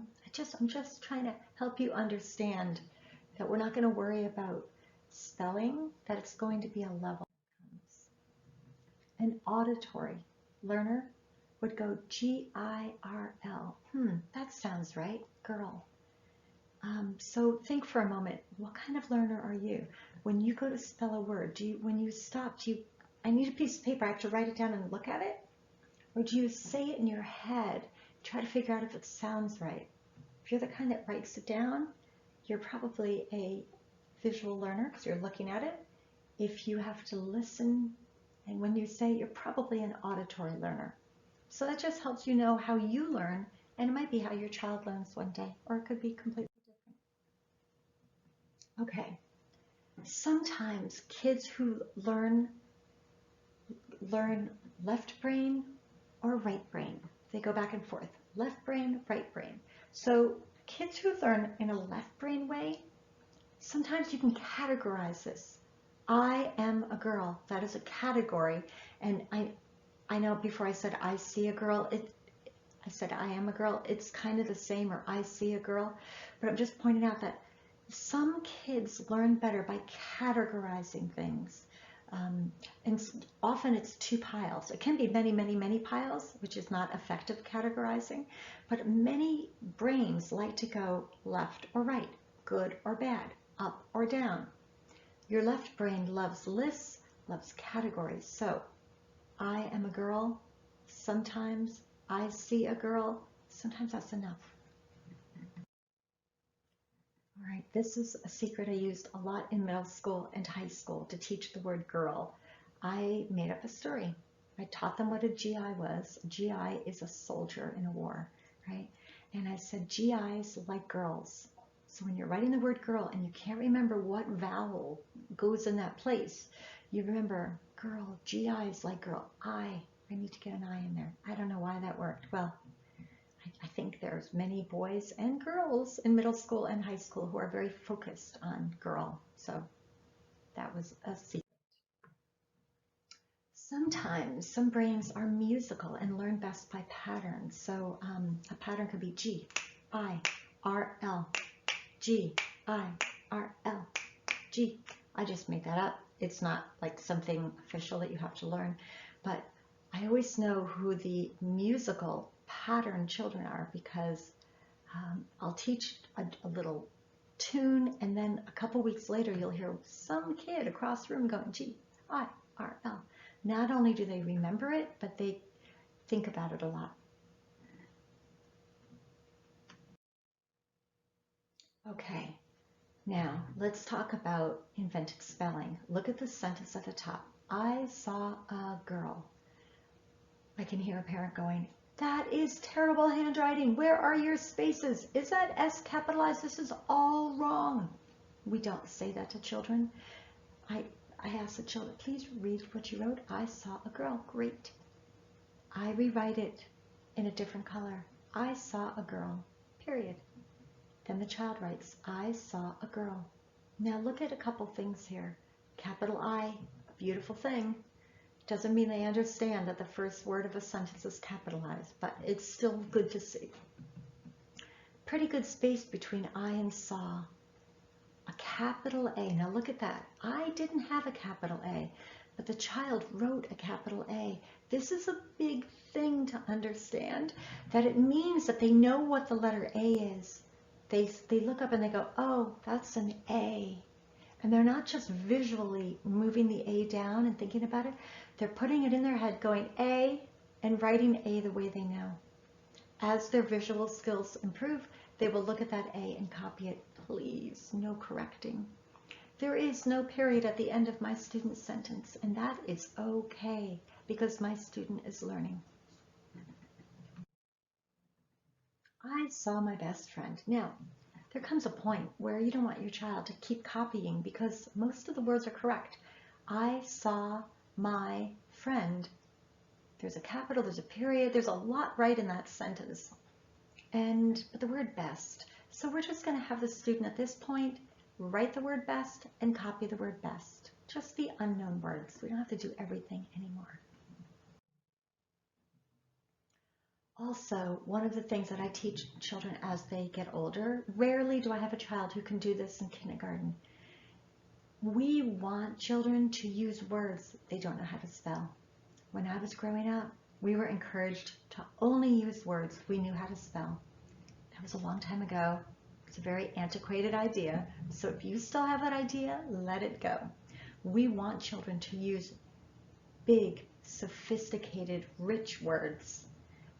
And they might not even use them correctly, but we want them to try to show off a good vocabulary.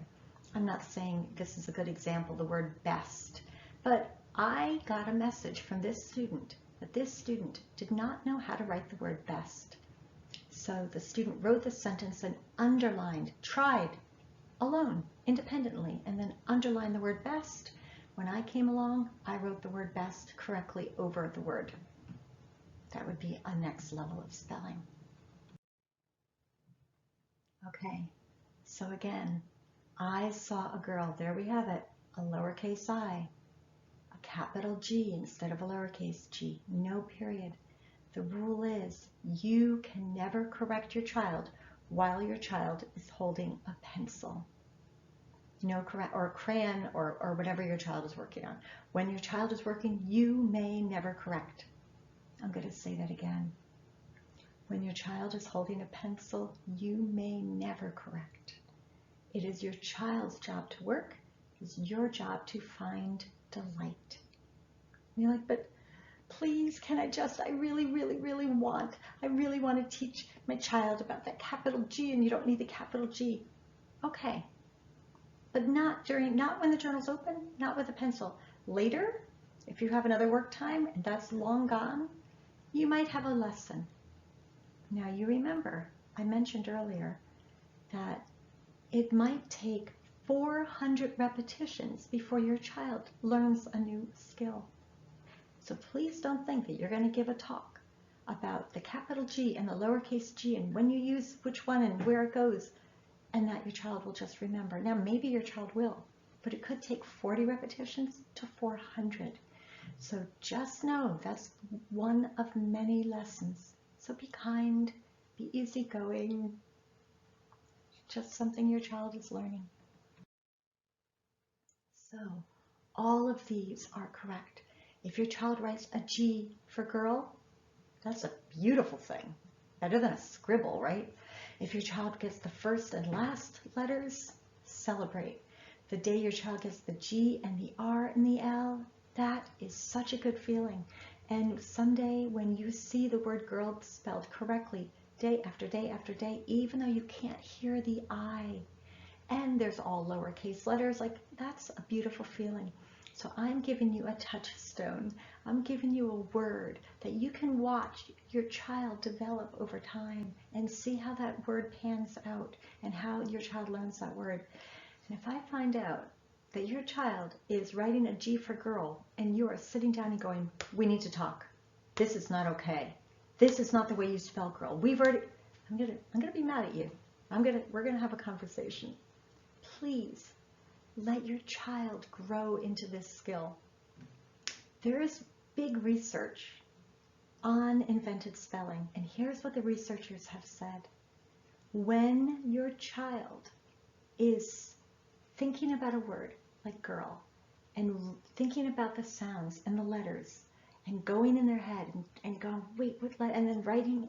This is the hardest thing, the most difficult skill your child has ever done. Back off, give your child space, let them do this alone. That's so important. This is a solitary skill. And by the way, if your child says, girl, hey, how do you spell girl? If you tell your child, if you're like Girl, then your child is not learning. Your child's just writing down what you say. And they're not getting that brain workout that they need to learn to be a good speller. So if every time your child goes to write the word girl for the next 20 years, they say to you, how do you spell girl? That's going to get tiring for everybody. This is a chance for your child to really learn how to spell. And the way they learn is to get into their brain and think about the sounds and do their best writing them down. And you go, wow, you did great. So if a child just writes the letter G, I'm going to say, you did great. That's the sound I hear in girl, g, g. If a child writes a G and an L, I'm going to say, huh, I hear both of those sounds on the word girl. If a child writes GRL, I'm going to say, I hear all of those sounds and I knew exactly what you wrote. I could read it. And then when the child writes GIRL, you can say, wow, you're using the adult spelling. Be kind. Please don't make rewriting a chore. If your child has written a lot, don't make them rewrite every word they've written. One sentence is plenty. Because sometimes they want to do more, and then you can do more. Do one at a time. You always want to stop working before they get tired. Because you know when children get tired, they can get pretty cranky. So you don't want them to get cranky and go, I hate writing because it's always so hard. You want to stop while they're still excited, while it's still easy, and it's perfectly okay to say, you know, you've done a lot. I think this is good. Do you want to write like one more letter? And I think we're done. You don't have to always do the same thing every day. If your child has spent a lot more time drawing and only got a few letters, that's okay. So stop before they're too tired. Leave them wanting more. And remind them, hey, you worked hard today. So it is not your job as the person at home with your child during remote learning and doing the writing to be the taskmaster. It's not your job to say more, better, what's wrong with you? You know more than this. That's not your best. I need better. I need more. You are the encourager. Hey, look at that. You used 3 different colors today. I like when you do that. I mean, one day your child might use 3 colors and the next day they might use 1 color. And that's okay too, because we all have different days. But in the next section, we're going to talk about giving praise to your child for their work.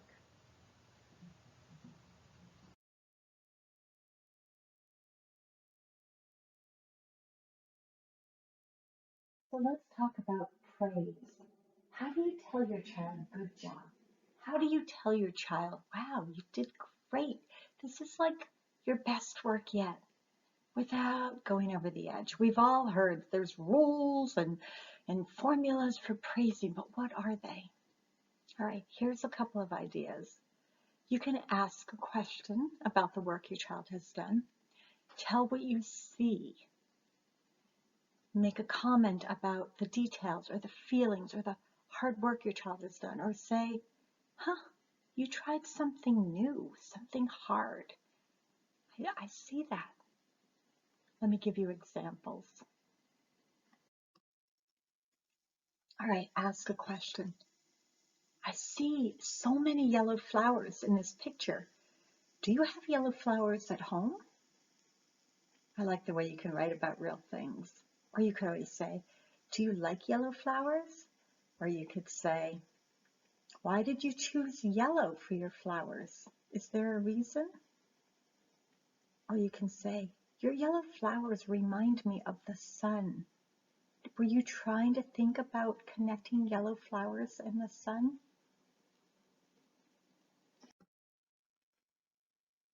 Comment on what you see. I see that you used 3 colors today, black and pink and gray. Something kids do very well. This really surprised me when I learned this tip from a class I took a few years ago, which is, where did you start this picture?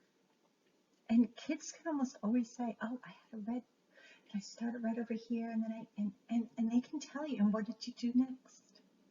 And what do you do next?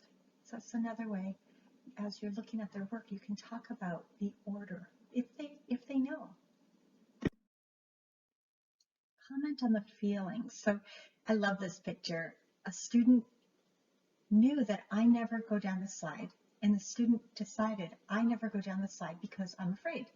And so it's the print says, the writing says, Miss Holly is afraid to go down the slide. But the cool thing is the picture of me halfway down with my mouth in a big circle. So my comment here for the praise would be, you made me look scared in that picture. I like the way you used a circle for my mouth to show I'm afraid. Like, that's a great skill for a kindergartner. I was really glad to see that. Now let's look at the words here for a moment, because every time I look at a child's journal, what I'm really looking at is, what can the child do? What is the child still learning? You notice there are some capital letters and lowercase letters throughout the print. That's okay. The student is still learning that. The spacing, student is still learning that, but there's a lot of letters represented.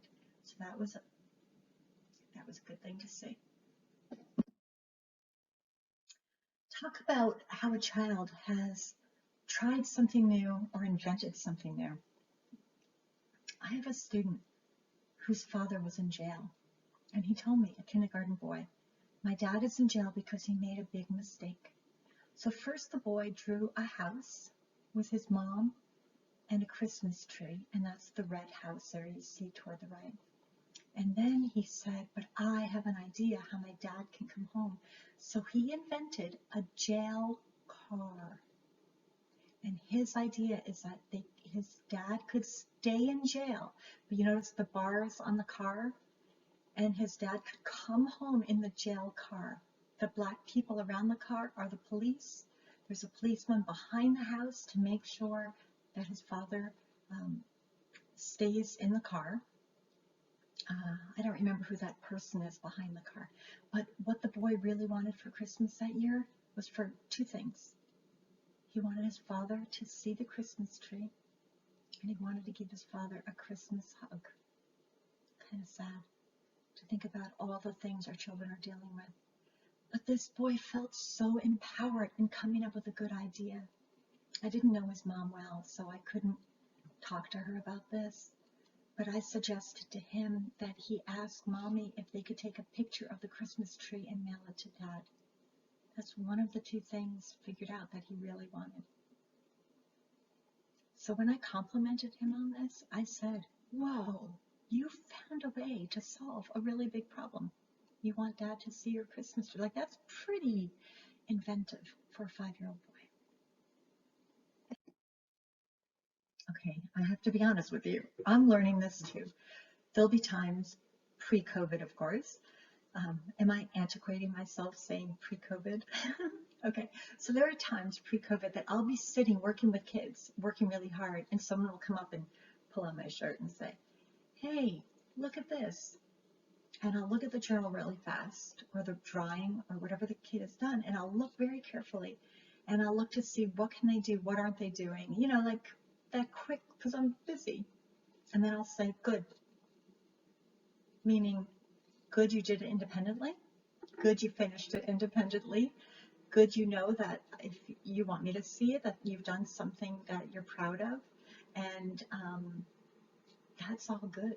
So I'll say good and give it to the kid, like, I gotta get back to work. So sometimes I just say good. I was in a training once, and people were talking about praise and how to praise children, and I went, you know, sometimes I just say good.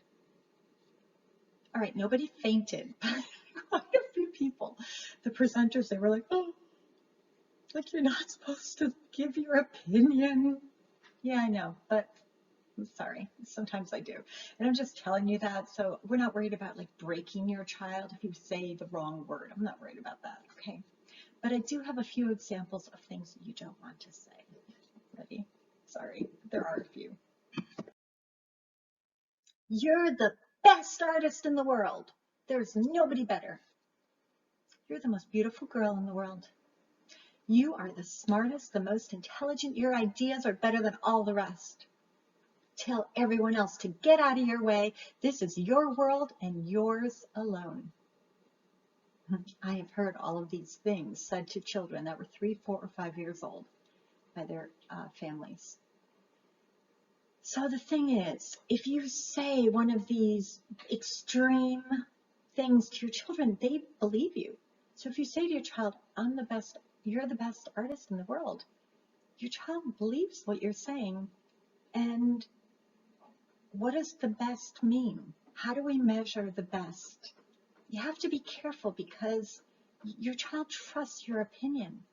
So you don't want to exaggerate and say you're the only, you're the best, there's no one like, and you're like, your child might decide to become an artist. I've had some very talented artists, even in kindergarten. And when you're going, wow, there is a talent there, absolutely a talent. That some of those children have decided they don't like drawing anymore by the time they go to 2nd grade. Not because anyone has told them they couldn't, they just didn't want to anymore. So you're not going to choose your child's career path at this age. You're going to just say, okay, you like that today, maybe tomorrow you won't. So we're just complimenting one day at a time. So there are ways to compliment your children by saying kinder things. A compliment is something you notice. Have you always liked painting with the color red? You're so good at showing kindness to others. That makes you beautiful inside and out. What an interesting idea. I wonder what else you'll think of. I'm glad you have friends who care about the same things you care about. You know, that starts in kindergarten, right? You have kids who are like, we are going to make a hospital to help people who need help. Go build it, children. And they get the blocks out pre-COVID because now they can't play together. But the idea is you want to find ways to compliment your children that are in a line with them being 5 years old. So here's an example. A student wrote, I drawed a flower, or a student dictated, the teacher wrote it. I draw a flower. That is my messy handwriting right there. And then that student went and wrote the letters. Now every letter is represented here. You notice the D for drawed made it down to the next line, and it's a B, but that's okay. So I look at this and I go, okay, the B's and the D's are backwards. That A was capitalized, carried down. The F is backwards. Wow, but look at the E.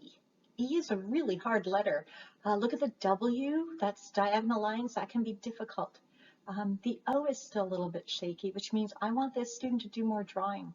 Because if the O is shaky, that means you need to work on your dexterity a little bit, strengthening those pinchers. And so I want this student definitely to do some more drawing. But how do I compliment? I see that you wrote many letters in your sentence about a flower. Can you read it to me? Done. We don't just say you're the best, you're the only, you're the... Look what you did. Let's talk about what you did. All right, here's one about a field trip. The fire truck came, and there was a big tall ladder, and the fireman climbed up the ladder. The best part of this journal is a kid wrote the word tall, right? That's hard. So instead of just saying the fire truck has a ladder, which would be perfectly acceptable, the student said that fire truck has a tall ladder. So that's where my compliments coming in. Wow, look at the word tall. That added a lot to your journal. It made me understand that this is not a regular ladder, it's a different ladder. My mom had a baby. See, I really, really like it when kids write about the big things going on. I'm often asking kids to write about the coronavirus, or not being able to play with friends, or not being able to go to the playground or to birthday party. Things that are happening right now, it's part of history, and I really like when they write parts of history.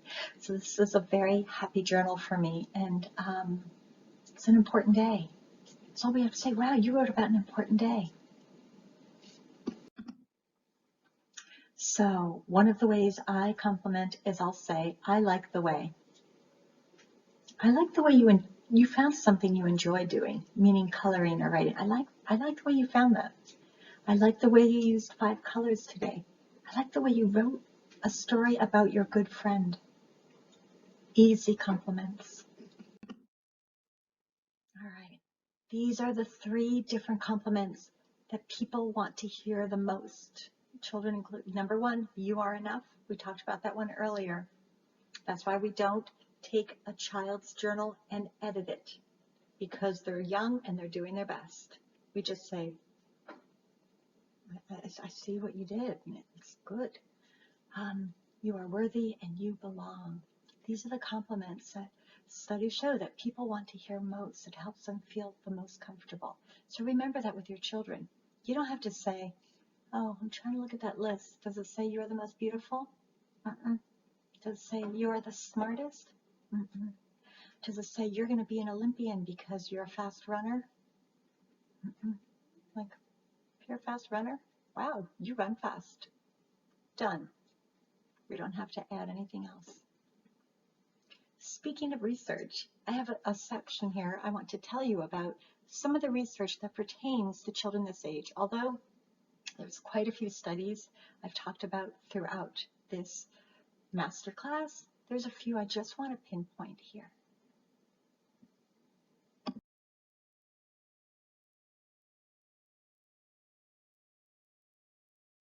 There's 2 different kinds of research I want to talk about.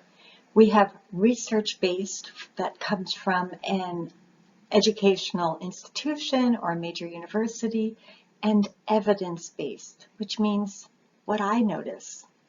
So my job as an educator is to look at all the research I can find and say, I don't agree with that, or I agree with this does work the way you're telling me, and to see what I have found in 31 years inside of a classroom.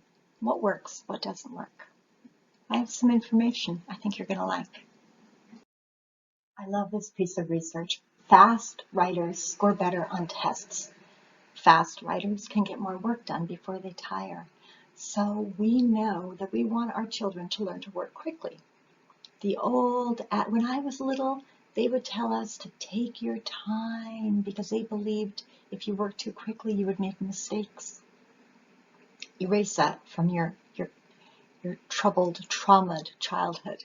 Now we know we want children to work quickly and find that comfortable zone. How quickly can you work without making mistakes so you can get your work done faster? Even at this age, children learn. As soon as they know what to do, they sit down and start, and they may not want to work for a long time. Now, when a child says he or she is done, depending on how much they've done, I might say, can you add more colors? I might say, I need more details. I might say, your story mentioned that you were riding in the car with your mom and your dog. I don't see the dog in the car. I see your mom and I see you. Was your sister in the car? We could add more details even though it wasn't the story. So it's okay to teach kids to do more after they think they're done, but we want them to learn to work quickly. This research came out within the last year saying that children who write well in kindergarten continue to have better success academically, even 3 years later. This is big news. So this is a push for us to really help our kindergartners get to a point of writing. Now, remember, kids have to go through all of the stages, just like you wouldn't take an infant and say, get up and start running.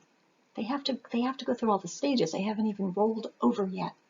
So if you are 5 and you haven't, and you're not done with your scribbling stage, we can't just tell you to stop scribbling if you're not ready, right? If your hand isn't strong enough. So we have to help kids get through those stages so they can be successful. This is not about pushing kids past their comfort level.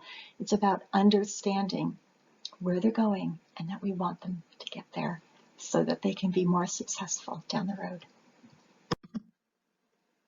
All right, don't get mad at me. Children without a TV in the bedroom score better on tests. I didn't make that one up. And by the way, this research is 2 or 3 years old, and I wonder, I'm sure people have also done research. I don't have any that I've read in the last 6 months about kids who have their cell phone at night. I'll tell you, I know. I think even young children the age I teach do have cell phones, some of them, and you have to watch them at night because they'll just be playing games and texting people. So just pay attention to that. Bedroom is a quiet sleep zone. So there's always been a big divide for writers. People who think writers should think first and have a plan and an outline, and other educators who feel like, no, you just have to start writing. And both sides have value. If you are writing a dissertation for your PhD, you better do a lot of thinking first. But if you are a 3, 4, or 5-year-old, I want you to write first. In fact, when I taught middle school and when I taught high school, it was very important to me that the moment I started journals, they had to start writing immediately. I feel so strongly about this that I named my children's book on writing Right Now. Like seriously, right now, get to work right now. Why aren't you writing? Time to write. For older kids, they might need prompting. Younger kids are usually ready to write. As long as they have an idea, they're ready to start drawing pretty quickly. All right, this piece of research changed me. When I read this a long time ago, and it has been withheld every bit of research I see. This is really big learning for me. They found that children who wrote a journal for 10 minutes every day would improve 1 whole grade level that school year, just from writing in the journal. So if the child did nothing except write in the journal, they would grow 1 grade level. So this was really big for me. So when I taught high school, my kids wrote 10 minutes every day in a journal. And then I gave them other writing practice. So most of them grew 2.5 years in a year. When I taught middle school, I got a little bit smarter and I had more time. I taught in a very interesting school that gave me more time for literacy. And so I actually did journals for 15 minutes a day, because it took them a while to settle down and get going. And that wasn't our only writing. They also wrote an essay every day, middle school and high school, to help their writing improve. The more you write, the better you write. Now, for young children who are 3, 4, and 5, I'm not expecting them to write for 10 minutes. Please don't insist that they do, but if they want to, I'm okay with that. What I do in my classroom, as I mentioned before, is I let them draw and tell me their ideas more than once during the day as a way to up their level. So, young writers, here's what we're talking about from the research and from my evidence-based information. Young writers need to draw, write, scribble every day. They need to work independently. They need to work quickly, teaching their brain how to work quickly, so later when they're older, they can get more work done before they tire. We need to pay attention to the levels that they're on and helping them advance. Again, parents, your teachers will be doing this, but you can just pay attention. It's fun to know about it. If you really think your child is not growing the way you thought they would, talk to the teacher about it. Remember, up to 10 minutes a day, could be several sessions. I'm not really worried about that with little kids at home, but at school, that is my mental goal. Your job? Yes, give them a place to work. Yes, back off and give them room, but your job is to show delight in whatever they write.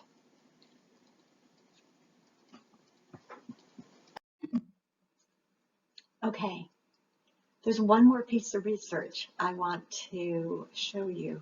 And this is a piece about how hard it is for parents when students are home working remotely. Daddy, my teacher said I need a pencil. The American Daddy, Educational where are Research you? I need a Association pencil. published a study Daddy. on Hey, parents and Mommy, remote stop learning. working. I need a pencil. The study found that Pencil. parents I need with my even pencil. one child No, struggling I with need a distant learning pencil. are It's the only 19% more pencil likely that's than good, other and I need a parents good to report pencil anxiety. 'cause I just need 22% more the likely only to one. experience depression, Okay. and 20% more likely to have Now trouble I'm really sleeping. sad and I don't The want to do takeaway: my work. remote learning Can I as a just strategy know, for Mommy, educating stop children working. I want to is sit on your very lap. hard for Can I parents. sit on your lap? Because But I love you, Mommy. we already knew that, I want to right? sit on your lap. Okay. Thank you, Mommy, because I love you. No, I don't want to do my work. I don't want a red pencil. I want a purple pencil. Okay. So parents, you're doing a great job taking care of your children. You really are.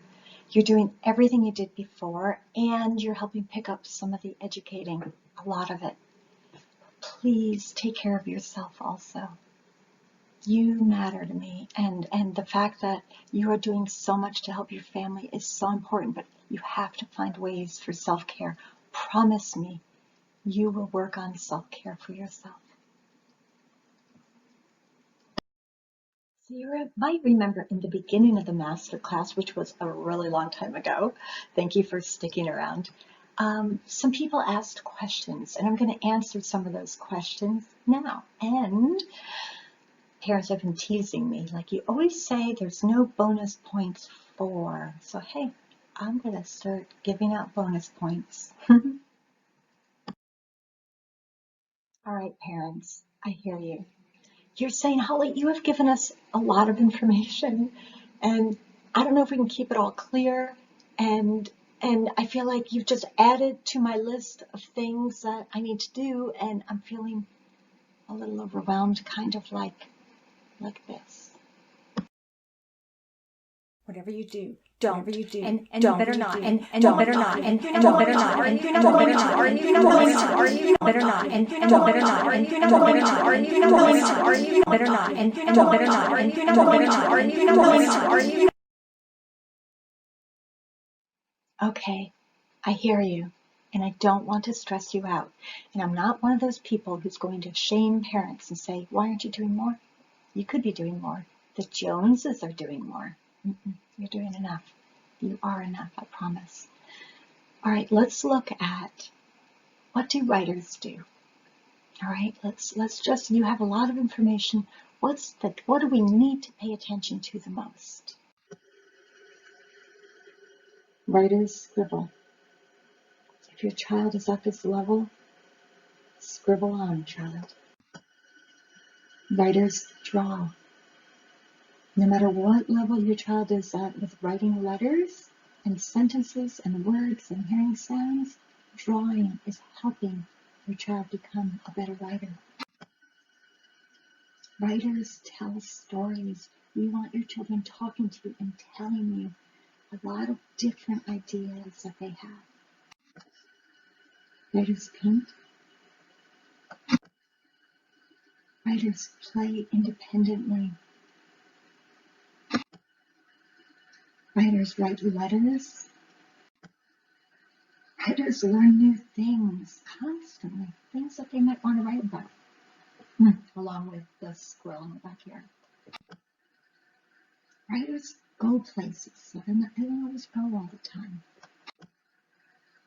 Writers listen to stories. They write about things they're interested in. They have a choice. They write about their feelings.